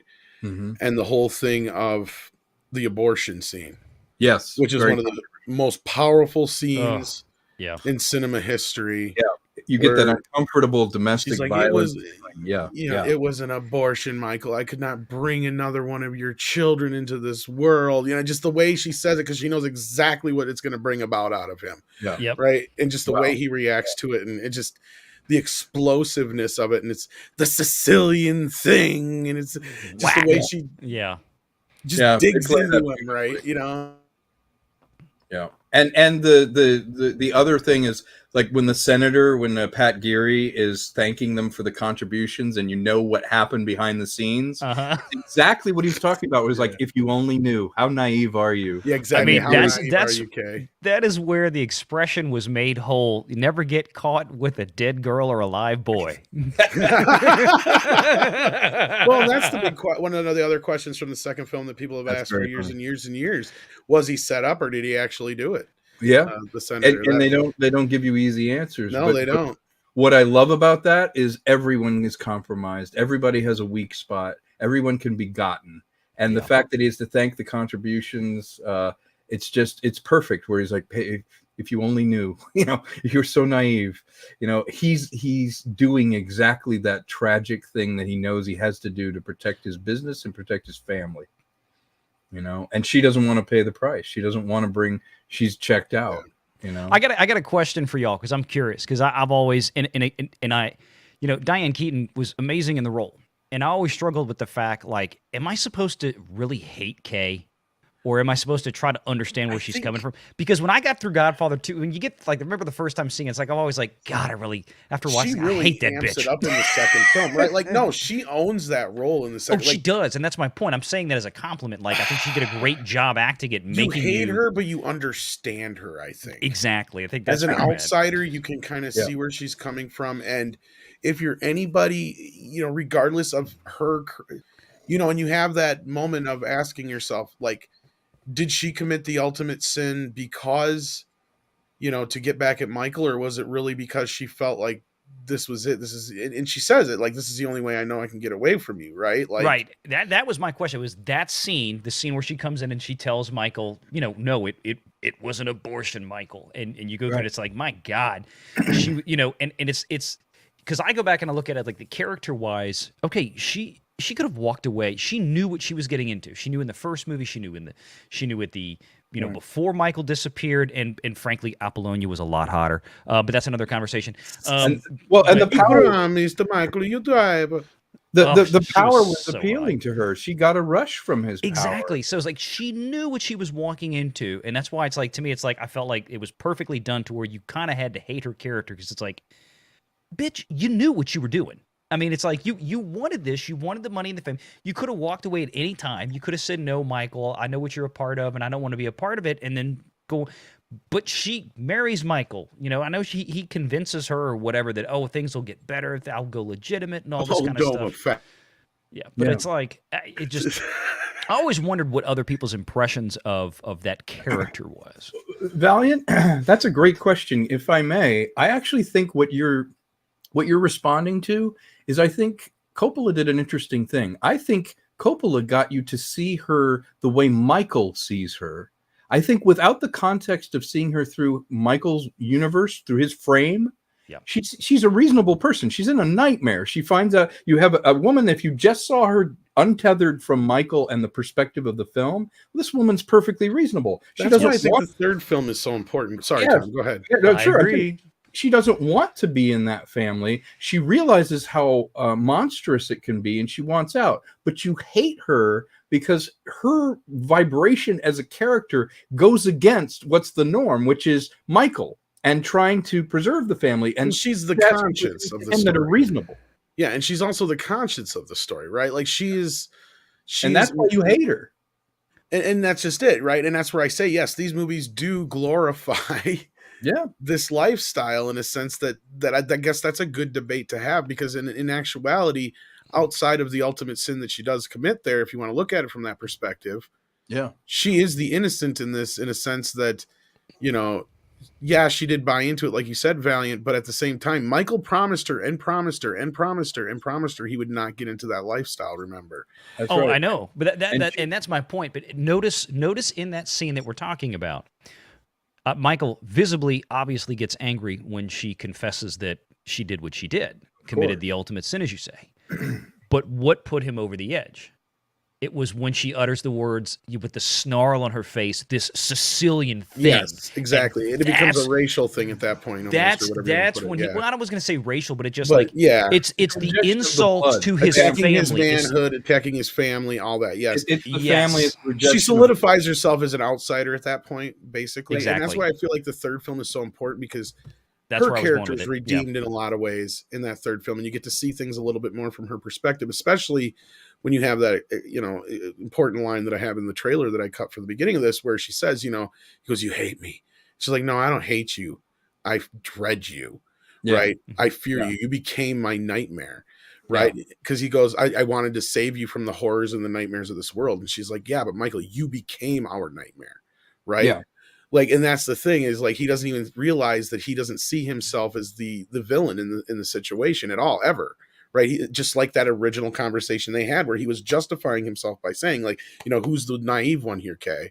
right? By saying that presidents and senators don't have people killed and so on, so, and then, but he, on the other end of it, commits the other ultimate sin in a way of killing his own brother, right? A very biblical thing. And this is where I see, like, if you want to add the biblical side to this, Kay represents in a lot of ways Judas, right?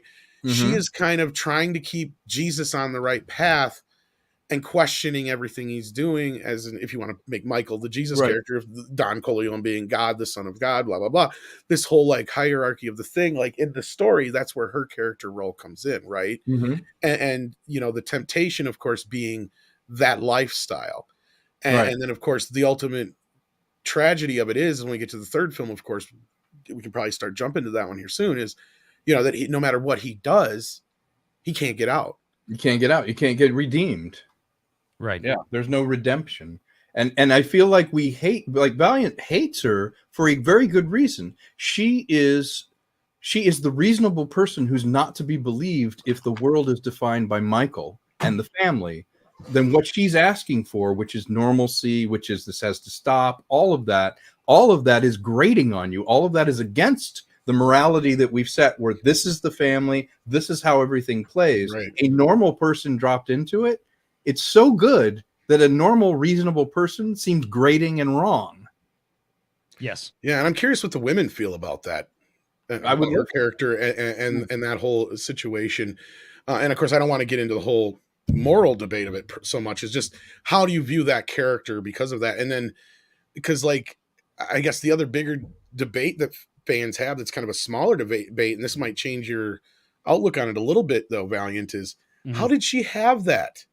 Because there's people who posit that Tom Hagen was the one who helped her. How else could she have? He was keeping tabs on her like a mofo. People have asked that question time and time again, how she got away with doing it without Tom knowing. And if that's true, and Tom did know, there's people that are positing that between the second and third film, Michael found out, and that's what happened to Tom. That could be. And remember, she was going to have the third child. And in The Godfather, there were three brothers. It was the three brothers. This was going to complete his same, having the same size family as his father. It was going to complete the legacy and bring symmetry, because you had the three brothers in the first one. That would have been the third child that he had. She stopped that line, and in fact telegraphs, it's like, this is not going to end well. This is not going to continue. You're heading on a tragic, you're heading for a brick wall. And it's just what falls apart, how everything's slipping away from him. Yeah, well, powerful stuff. Yeah, but I'd love to know, what women think of her. Yeah, and then of course you had the other female character that you actually forgot is the fourth child, and that would be Talia Shire's character. Yeah, the sister, and of course her coming in and blowing up, at the end of the first film, and it was the second film where they killed her husband. Second film. No, the end of the first film. It's the end of the first film. Yeah, this is where I get confused, because those first two movies kind of meld into each other. Yeah, right after the baptism. Because how she has, how you have her against him. She rocks the boat. And then, but yet how she turns around, and then by the time we get to the third film, she's really more of a godfather than Michael is. Yeah. Yeah, ironically. So should we start talking about the third film? I think we've... Absolutely. Unless there's anything left you guys want to bring up about the second film, I mean, no, I think we're going to have a lot to talk about the third film. To be honest, see that second film, because it does make the first film better, and if you love the first film, then it's just going to richen up the mix. And Godfather II is, as I say, one of the first sequels where it really aspired to be better than the original, and it really redefined Hollywood's perception of sequels. Yeah, Connie has too many husbands to keep track. The original one. Yeah, Carlo. Exactly. Yeah. Too many husbands. So part 3 is, to my way of thinking about redemption. You touched on that. He wants to, we had the clip, they pull me back in. A lot of characters kind of get answered, a lot of questions do, and it really is him trying to go legit, which was the goal all along, right? Which, yeah, because as you find out as you get moving along, Immobiliare is already corrupt as fuck. Because the biggest guy in the mafia is a part of the business. And yeah, that's the beauty Don of Lucchese. Yeah, because you've got this very twisted web of what's going on here, and it actually does reflect some real life things that happen, because they did pull in some things that happened. Oh, that's what I was going to talk about. Yeah, go ahead, Valiant, please. Go ahead. Well, and I was just going to say, I mean, I'm going to kind of jump to the ending. I mean, that was always the part of that movie that was I found the most intriguing. I always loved, because I used to do this as a kid. I used to write a lot as a teenager, and what I used to love to do was, take things out of history and weave in some type of fictional narrative to it, just for a fun what if story. And I thought what Konkle and Puzo did in the third movie was just so brilliant. I mean, it's one of the, still to this day, it's kind of controversial, debated. You got conspiracy theories. Pope John Paul I, maybe for those that don't know, in that movie, The Godfather III, that happened. I mean, that not woven into the Corleone fiction, but that was I think the shortest or the second shortest pontificate in history. It lasted 33 days. Pope John Paul I was elected by the cardinals in Rome on August 26th, 1978, and he was dead on September 28th, 1978, 33 days later. The only thing that was different in the story was the timing of when the sister entered his room and found him dead. It was actually the next morning, but in the movie they put it the same night that he died so they could have the timing line up to while they were at the opera. Right. So in real life, what happened was, and this is how detailed and how cool this was, and probably a lot of people don't know this, is that the detailed accounting from the Vatican of when the sister found him was perfectly recreated in that scene that they shot. So effectively what happened, that Pope John Paul I was like a human clock, right? You could set your watch by him. So usually the sister would put his tea out in the morning, 5:45 in the chapel. 10 minutes later, he wasn't there. So she knew something was wrong. She went upstairs, found him in his room. Her accounting from at the Vatican was that she walked in the room and he was lying on his bed. There was a book open, laying face down on his chest. His hands were placed atop the book. His glasses were slid about halfway down the bridge of his nose, and he had a small smile on his face. That's how she found him dead. Go look at the scene when the sister walks into the room in The Godfather III. Coppola recreated the accounting of the actual John Paul I. I mean, down to the little smile on his face, the actor. It is exactly what happened at the Vatican, or how the sister found him. So they wove that into the story. And I love stuff like that, where you take those historical events, because of course back then everybody's like, well, the Pope not died just after that, but the Swiss banker and the exactly. The whole, even though it's not, I can't remember the name of it, but the company that was like Immobiliari that was basically the basis for the idea. But yeah, all that was there, and there was a lot of controversy back then saying, did somebody assassinate a pope, in real life? Because, and of course, they don't really show you anything, at least in the Coda edition, of course, and all you see is this shot of Bishop asshole that, kind of, he's sitting there, he just glances down at his tea while the ominous Godfather music is playing, and then that's it. And then you just I think he knows the tea has also got the same shit, and it's kind of setting up the whole scene with the Pope, because I think he knows that his tea is either poison too, or he at least thinks it might be. Right. Remember, he doesn't drink it; he puts it back down. Yeah. He gets the idea that that wait, there might be a way out of this. So I thought the way they did all that at the end, that's one of my favorite parts, and that's one of the reasons I like the movie so much, is just how well they wove that in. Now we can all have a separate show, I'm sure, and complain about a certain director's daughter that acted in it. Because let's not even go down that road. But they had Winona Ryder and they had to replace her. Yeah, sadly. Yeah. Even though I still don't like the storyline, that's the only aspect of the third film I don't like. I think it just went a little too far into that area. Even though I know that could be worse, but I mean, it is. Unfortunately for Coda, that's the one problem with the recut, is you can't get rid of it. You can dampen it down a little bit, but it's still got to be there. Otherwise, the end of the film doesn't make any sense. And in a way, I do enjoy Coda. Don't get me wrong; it's the best version as far as getting it in a quick 2 hours and 30 some minutes, because it is a much more brisk version of the film. It's cut more like the first film. It does help add that kind of whole idea of, this is not technically like a Godfather 3 so much as it is as a tying up of all the loose ends, and really just the death of Michael Corleone. And I see where Coppola wanted that title, because that title basically it tells you the whole story of the movie. And that not only that, not seeing the actual death of Michael hits home that the idea that the death of Michael happened the night that he lost his daughter, right? Exactly. That's the death of Michael Corleone, right? Exactly. That's the whole point he was trying to hit home to begin with. And even though the studio wouldn't let him call it that at the time, I think they were the ones that insisted they show on screen the actual death when he didn't really want to. Right. Yeah, and the physical death itself was, he was sitting in a chair and he just slumped over. I mean, that was it. It was lame, and I think he had a apple or something in his hand to kind of, or something like that to kind of throw back to the original film when his dad died. But he did it in complete protest. It's one of the worst shot deaths in cinema history.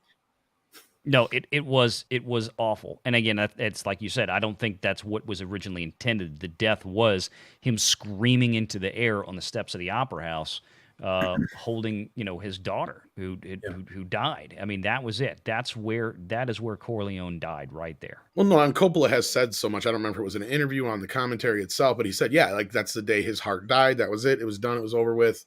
He was no longer. He lost his world when he lost his daughter, right? Like that was one of the last things he really kind of had that tied him and made him feel like human. Yeah, exactly. Because he'd already let his son go earlier in the film. Mm-hmm. Remember, that was kind of signifying that, he kind of let him go. And we even have Kay hitting that home by thanking him for allowing, him to pursue that. But like, that's the other thing too, is you have the reconciliation with Kay and him. And you really feel like he's, even though all this time has passed, he's really gotten past what she has done. And he's really trying to redeem himself. Not only, I think he has this feeling that he can't redeem himself in God's eyes, but at least if he could do it in her eyes, then maybe it's possible. Do you guys get that out of the movie? I mean, that's kind of where I see the whole thing, especially when they get to Sicily and he's really trying to romance her and all that business. Oh, yeah. Yeah, they're looking for some absolution, some kind of redemption. I think you're absolutely right. And yeah, when you talk about the story, Puzo wrote the screenplay to the third one, but he wasn't really a screenwriter to begin with. Like, there's a funny story. You guys probably know it, but I'll tell it anyway. After The Godfather, Mario Puzo became an in-demand screenwriter. Like, he wrote, Superman, the Donner film, but he didn't know how to write screenplays. So his son tells a story. He went to a bookstore. And he's like, I got to learn, how to do a screenplay after The Godfather, because everyone's like, we want you to write this script. So he goes and he buys a book on screenwriting, and he gets home and he opens up the book and it says, the greatest screenplay ever written was The Godfather. And so he closes the book on how to write a screenplay and throws it away and is like, okay, I didn't know what I did. I have no idea what I did. To be honest with you, for those who actually know how the movie was put together, Francis basically took the book page by page. And he cut out these notebook pages. And he glued them in there so he could flip it through, and he reinforced and all this business. He still has it to this day. He put pictures of it in the collector's edition. And he actually has all these lines drawn to things and scenes cut out. And then it's like, and especially the one that has the most notes on it was one that he shows in one of the makings of, is where it's the scene with Michael. And that's why I was telling you, he had it so planned out. Like, this is the most important scene in the film, I think he wrote. And then he's like, this was my early note, right? Like, I knew this even then, reading the book the first time. Like, this was it. That's was it. You got to find your hook, your key. Yeah, and he had all these little lines, notes going to all these things, and it's just crazy to see how he wrote all this stuff. And then he took all that and he just basically wrote out a basic script. And then every day they're kind of working for that. But he said on the set, he just worked off that. He never had an actual script in his hands. He had that book that he would go through and just run every scene off that. And that's why the idea that Puzo buys a book on screenwriting, it says your script was the finest one ever done. It's like, he didn't even do it.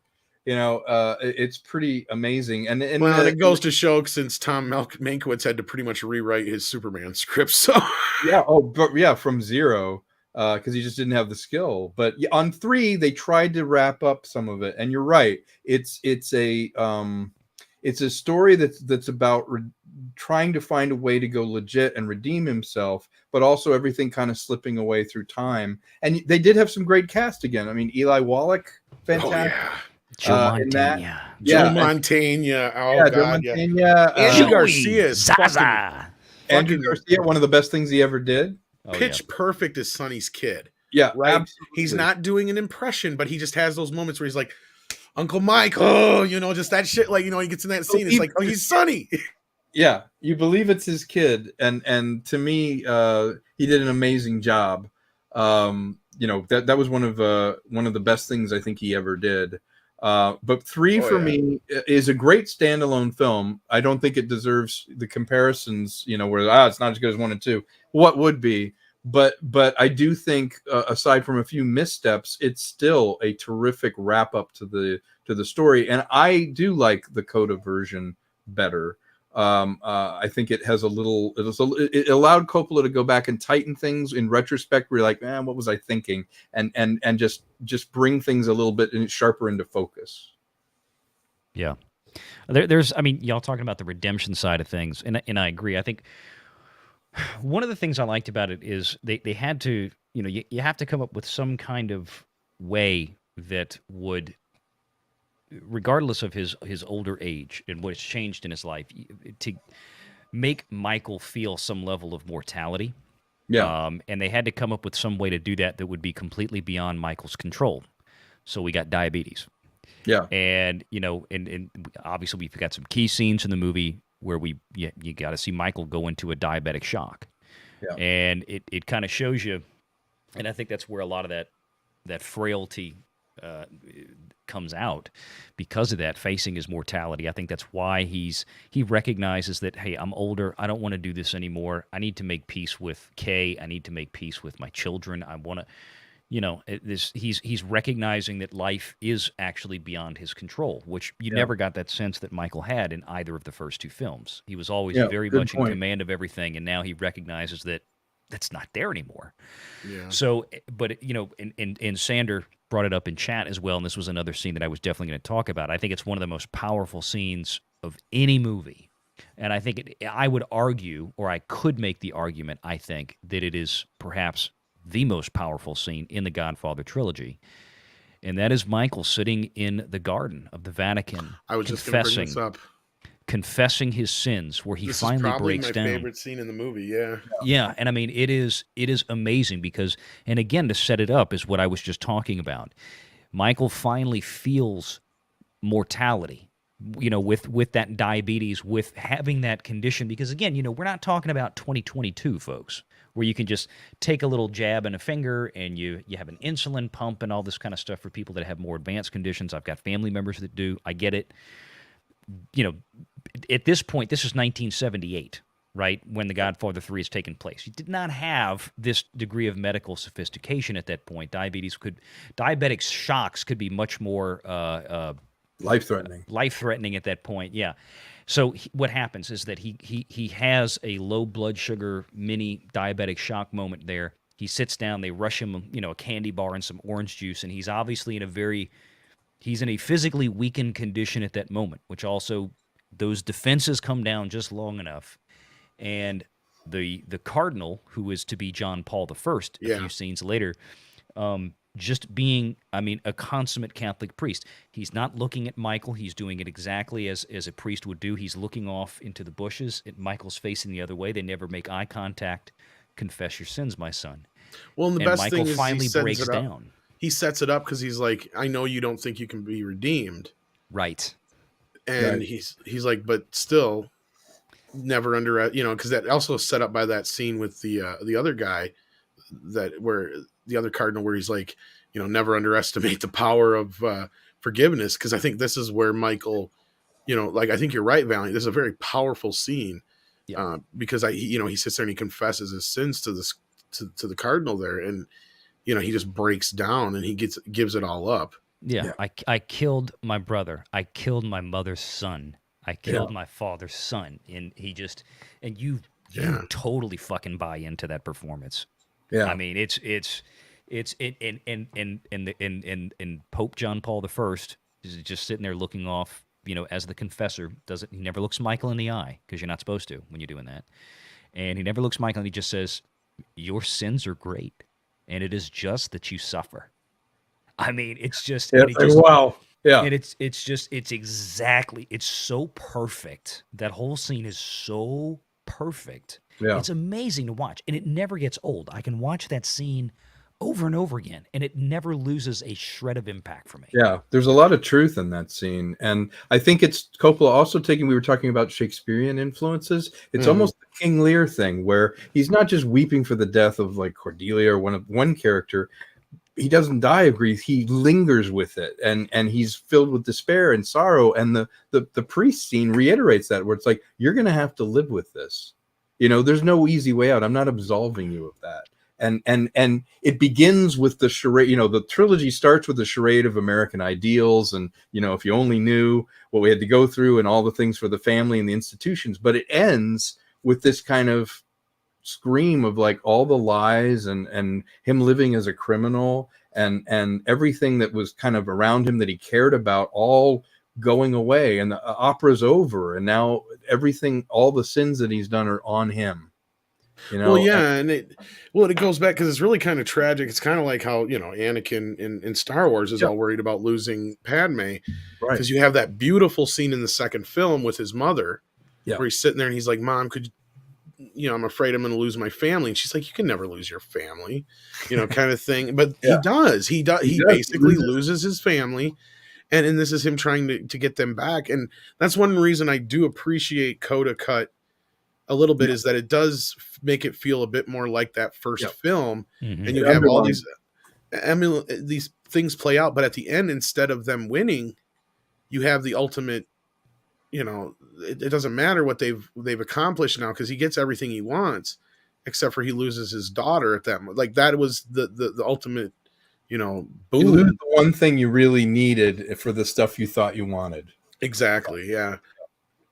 Like all of the things that he was doing this for was her, and for, you know, to be a better man and all this business, and it just all kind of falls apart in that moment and crumbles in his hands. Story. Yeah, it's like he wants to go legit. He wants to be, he aspires to doing a great thing, you know, and be like, they even have the thing where the Catholic Church is saying all your charitable work, but actually underneath it all, it's all going to undo him. You can't get out. You can't escape from what you did, and that's where it becomes a tragedy. And that's why you kind of have to see 3 to really know where they wanted it to go, where Coppola felt like it should go, because that end, that coda is important, because it kind of puts a period on the operatic quality of it. What happens? That's what happens. With the high highs and the low lows that you see in the first 2 films, ultimately he pays the price, because family was the thing that's important, and he loses the one thing that meant anything to him. You know, and that's a great life lesson. So that's what film does really, really well. It's this mythic quality of we see ourselves, and we go through all his struggles so that we don't maybe have to live them ourselves. Yeah, I do enjoy the third film. I think it gets a bad rap. I got to remind people that it did get nominated for Best Picture, though. And it's not like 1990 was a bad year for films in the least. So yeah. Absolutely. It's worth a look at the whole box set, and even the extras that come with the box set to really appreciate it. If you want to have a really rich experience, and you know, movies now just are not this rich usually, and so you owe it to yourself to look at the 4K box set. You know, it's definitely rich, and it has so much for anybody that's lived life. Yeah, I like that. I mean, yeah, I mean, I think to wrap things up, the best thing to talk about is just how influential the films were and how seminal they were. And Salty Texas Sea brings up, you know, another one of the great lines that people quote all the time: "Take the gun, leave the cannoli." I love that. Yeah, it's a great quote. Or other way around: take the cannoli, leave the gun, take the cannoli. Yeah. He's a reverse. I think he knew what he meant. And Goodfellas was probably it's definitely better than Godfather 3. Don't get me wrong. But yeah. Well, you know, Scorsese was asked to direct the Godfather films in the 70s. He was on the list. Yeah. Well, and not only that, they wanted to continue these films afterwards, and Coppola pretty much said that there's a plausibility. And I think, you know, Mario Puzo did write some novels in thinking of it. And there was a time where they were going to think about it. And I think they had talked to Scorsese, and he was going to do something with DiCaprio and Andy Garcia. maybe now would be a good time if Coppola would give his blessing and Scorsese be the one guy I could see him like the next generation kind of thing, setting up, basically pick up in like the late 90s or something like that, where because Garcia's older now, he's the older Godfather, passing it down to his son and that kind of stuff, the next generation of Corleones. I mean, will it be great? No, probably not. But hey, it'd be nice to have and be fun to see. And if anybody has, a take on it that I would like to see, it'd probably be Scorsese. But other than that, leave it alone. Well, I was going to say a fun point of reference since you were bringing up, we were talking about, this is back in the days when Oscars actually meant something as opposed to today. This is what the Best Picture nominees were that year. So you Godfather Part 3. You also had Goodfellas. Yeah, which got robbed. Ghost, yeah. Awakenings, which was also Robert De Niro, if I'm not mistaken. And the winning picture was Dances with Wolves. Yeah, that pisses me off. So, I mean, you look at what was there. I mean, Best Director was up. Kevin Costner for Dances with Wolves. He won. Right. Francis Ford Coppola for Godfather III. Martin Scorsese for Goodfellas. Wow. The Grifters, which I don't remember, and Reversal of Fortune. Grifters. Yeah, that was with Annette Bening and John Cusack. It was a film noir. Oh, yes. That's the one where she's picking up the money and it has her son's blood all over it, but she's still trying to put it in the suitcase. And that was also the year that Joe Pesci finally got an Oscar. Yeah. For Goodfellas, and he was up against Al Pacino. Though. Yeah. Al Pacino was nominated also as Best Supporting Actor for anybody? Big Boy in Dick Tracy. Was he really? Yes. I didn't remember. What the hell did they do that to him for? And here's the guys who was up for Best Supporting Actor that year. Joe Pesci, who won, Andy Garcia for Godfather III, and Al Pacino in Dick Tracy. Didn't he get how freaking crazy is that? That's crazy. For Godfather 3? Best Actor, Jeremy Irons for Reversal of Fortune, Kevin Costner, Dances with Wolves, De Niro in Awakenings, Richard Harris in The Field, and Gerard Depardieu in Cyrano de Bergerac. He got robbed. Yeah. Wow. And because honestly, I'll say this is probably his best performance in 3 films. But since you mentioned Scorsese, there was a Scorsese in Godfather 3. Yeah, his mom.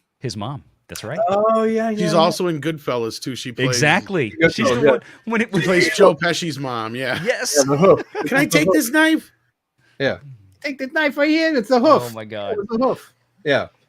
You know what? To wrap it up for me, the Godfather films set the standard for home video, even from DVD days. I think this 4K set, and maybe you guys disagree, but I think this restoration on 4K continues it. Like this is the gold standard.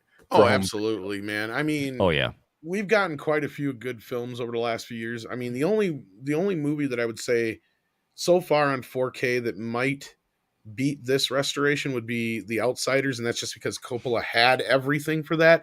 So that was a ground up reconstruction, everything from negative, and it looks fucking gorgeous. This is right behind it though, because like I said in the beginning of the show, he had roughly about 80% of the first film, maybe 85% of the second film, and roughly 90% of the negative for the third film to work with, maybe a little bit more. There's only a couple shots I remember from Godfather 3 not being negative shots, but very few. And I can tell just because of how it looks in the degradation. But,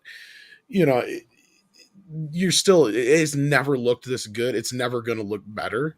Yeah. I don't think that we're ever going to get a technology at this point that's ever going to make film look any better than this unless you're doing something to it. So, yeah, and this looks gorgeous. I mean, there's really nothing that needs to be done. And frankly, I mean, look at this film with this complexity, this maturity, this pure cinema compared to anything that was nominated this year. I mean, this film is just towering.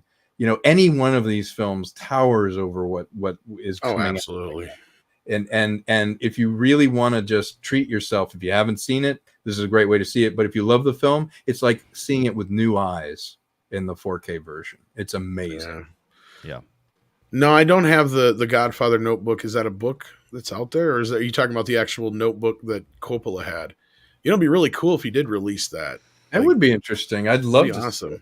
Even a digital version. Yeah, to be able to look at all his notes and all that business. I would, to see how he envisioned it would be. It's a coffee table book. Oh, I would love to see that. I did not know that. He actually does have it out there. I'll have to check that out. I did not know that. I'll be damned. Okay, That's I'm gonna very look that cool. up. Yeah. Yeah. That's awesome. Yeah, he says he published it. Sweet. We'll have to look that up. Check it Yeah, out. he's probably publishing everything because he's trying to raise what is it, 150 million to do his last film ever. He's like, I'm not gonna be here much longer. I'm gonna make this Yeah. movie. Yep, there it is. The Godfather Notebook. It is on Amazon. I'll be damned. That's very cool. $42. Hey, that's worth it. Hardcover. Yeah, I'd actually be really curious. Christmas hint. I would love that. Payday. Yeah. If someone wants to send me one, great. Yeah, you never know. Treat yourself. Tom wants one too. I would love one. Sure, But VR would too. They're fantastic. I just pick up the 4K version if you haven't seen it. If you have seen it, it's such a treat to see it again this way. I think this is the Rolls Royce of versions of this film. It's like you say, it's never going to be better looking or sound better. Absolutely. And if you have not seen it yet, I don't know why you've sat here listened to us talk for almost 2 hours about these films. You should be watching them instead, and then come back and listen to us gush about them. Yeah. But yeah, as a film trilogy goes, it's one of my favorites. I watch it nearly every year, if not a couple times a year. It's right up there in my top 10. I have a hard time separating the three, even though I said the first two are even more connected. At least Coda kind of helps it feel like more of an epilogue. But no, I mean, you can't beat these films as far as like some of the most iconic films with the most iconic lines, iconic scenes. Even the third film people dislike, but yet some of the more well-known quotes are from that film. And then you look at just how influential it was on film going forward. I don't think we have a Scorsese without it. I don't think we have a Tarantino without it in some ways. I don't think we have a lot of modern directors without it. Kind of like Star Wars is the same way, for every director you have that says, I agree. I wanted to be a director from the moment I saw that Star Destroyer come over my head. There's a director that says I wanted to be a director from the moment I, saw The Godfather. So, it's just one of those movies. And Coppola really is responsible. He told Lucas, why don't you write something, I dare you to write something like that. And something that people can relate to, like a kid's movie or a comedy. And he went and wrote American Graffiti and Star Wars. It's like, lighten up, George, try something, and these guys all hung out. This was such you talk about moments in history where there were great men that were all together at one time that all had their own skill set, but created this incredible thing. Well, this early 70s into the mid 70s, you had all these people where it's like, hey, let's have my friend Francis over and we'll screen it with De Palma and Phil Kaufman will come over and Steven will be over. Lucas it's like sitting there editing and they're all cross-pollinating. Marshall Lucas is editing. Marshall Lucas was editing Taxi Driver and all these films with them, and all these people were cross-pollinating each other and helping each other, and it was this incredible creative time that was going on. And the studios exist, as you said at the beginning of the program, because they were smart enough that even if they interfered, they knew when to get out of the way and let them make the film. It's sort of like, well, we interfered with it, but it got out just in time, and okay, now we'll take credit for how great it is after the fact. I think that's where they learned to step back, because if you notice then from the 70s and through the early part of the 80s, a lot of the studios didn't get involved too much. They were a little more hands off because a lot of them were like, look, we don't know how to make these things, but we know how to sell shit. You bring me something I can sell, we can talk business. Alan Ladd Jr. goes, I don't understand it, but go ahead and make it. I liked American Graffiti, whatever you want to do. What do you want to do? Go for it. Like that. Yeah. I'm looking for an executive like that who just goes, Space Tom, Wizards. Yeah, okay. Do it. Tom, go make Island in the Stars, go make your there's something to be said where in retrospect you go, well, how did they make these great things? Well, they did it because they trusted the material, they trusted the people, and they knew when to get out of the way. Sometimes it's the smartest thing to not clamp down on something and try and pee on it and give your own thing. It's like, you know what? I was smart enough to get out of the way, and let it happen. Absolutely. And thanks to Bob Evans and Alan Ladd Jr. Yeah, Bob Evans, especially they were smart enough to go, you know what? Go for it. And he actually inspired the one part of I'm going to make him an offer he can't refuse. I don't know if you know that story or not. When Bob was younger, that's where the kid stays in the picture comes from. He was going to get fired from a movie when he was younger, And let's just say a very influential friend showed up and said, yeah, the kid stays in the picture or your head comes off, basically. A problem. Yeah. Well, it's funny. Yeah, it's such an iconic film. I actually have a story as an actor. You know, my day job has been acting in a lot of stuff. And one time a director, a pretty famous director now, wanted to audition people for a film, but he didn't want to leak his script.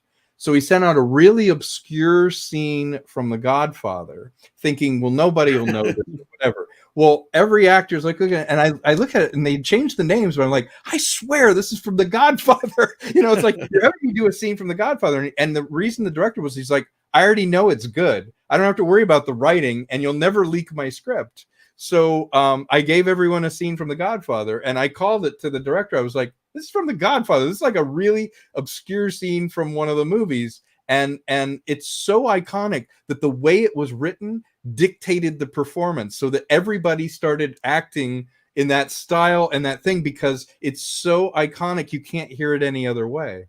And so that's a tribute to it, that you know, 40 years later, another director uses a piece of script, changes some names, and does it, but it still comes out in that Godfather tone and that way. It's pretty amazing. Oh yeah. Yeah. So Valiant, any final thoughts on The Godfather before we wrap this up? No, I think we've covered a good bit of it. This has been a great conversation. It's been a lot of fun to have with you guys, and hope everybody out there watching has enjoyed it as well. Absolutely. Yeah.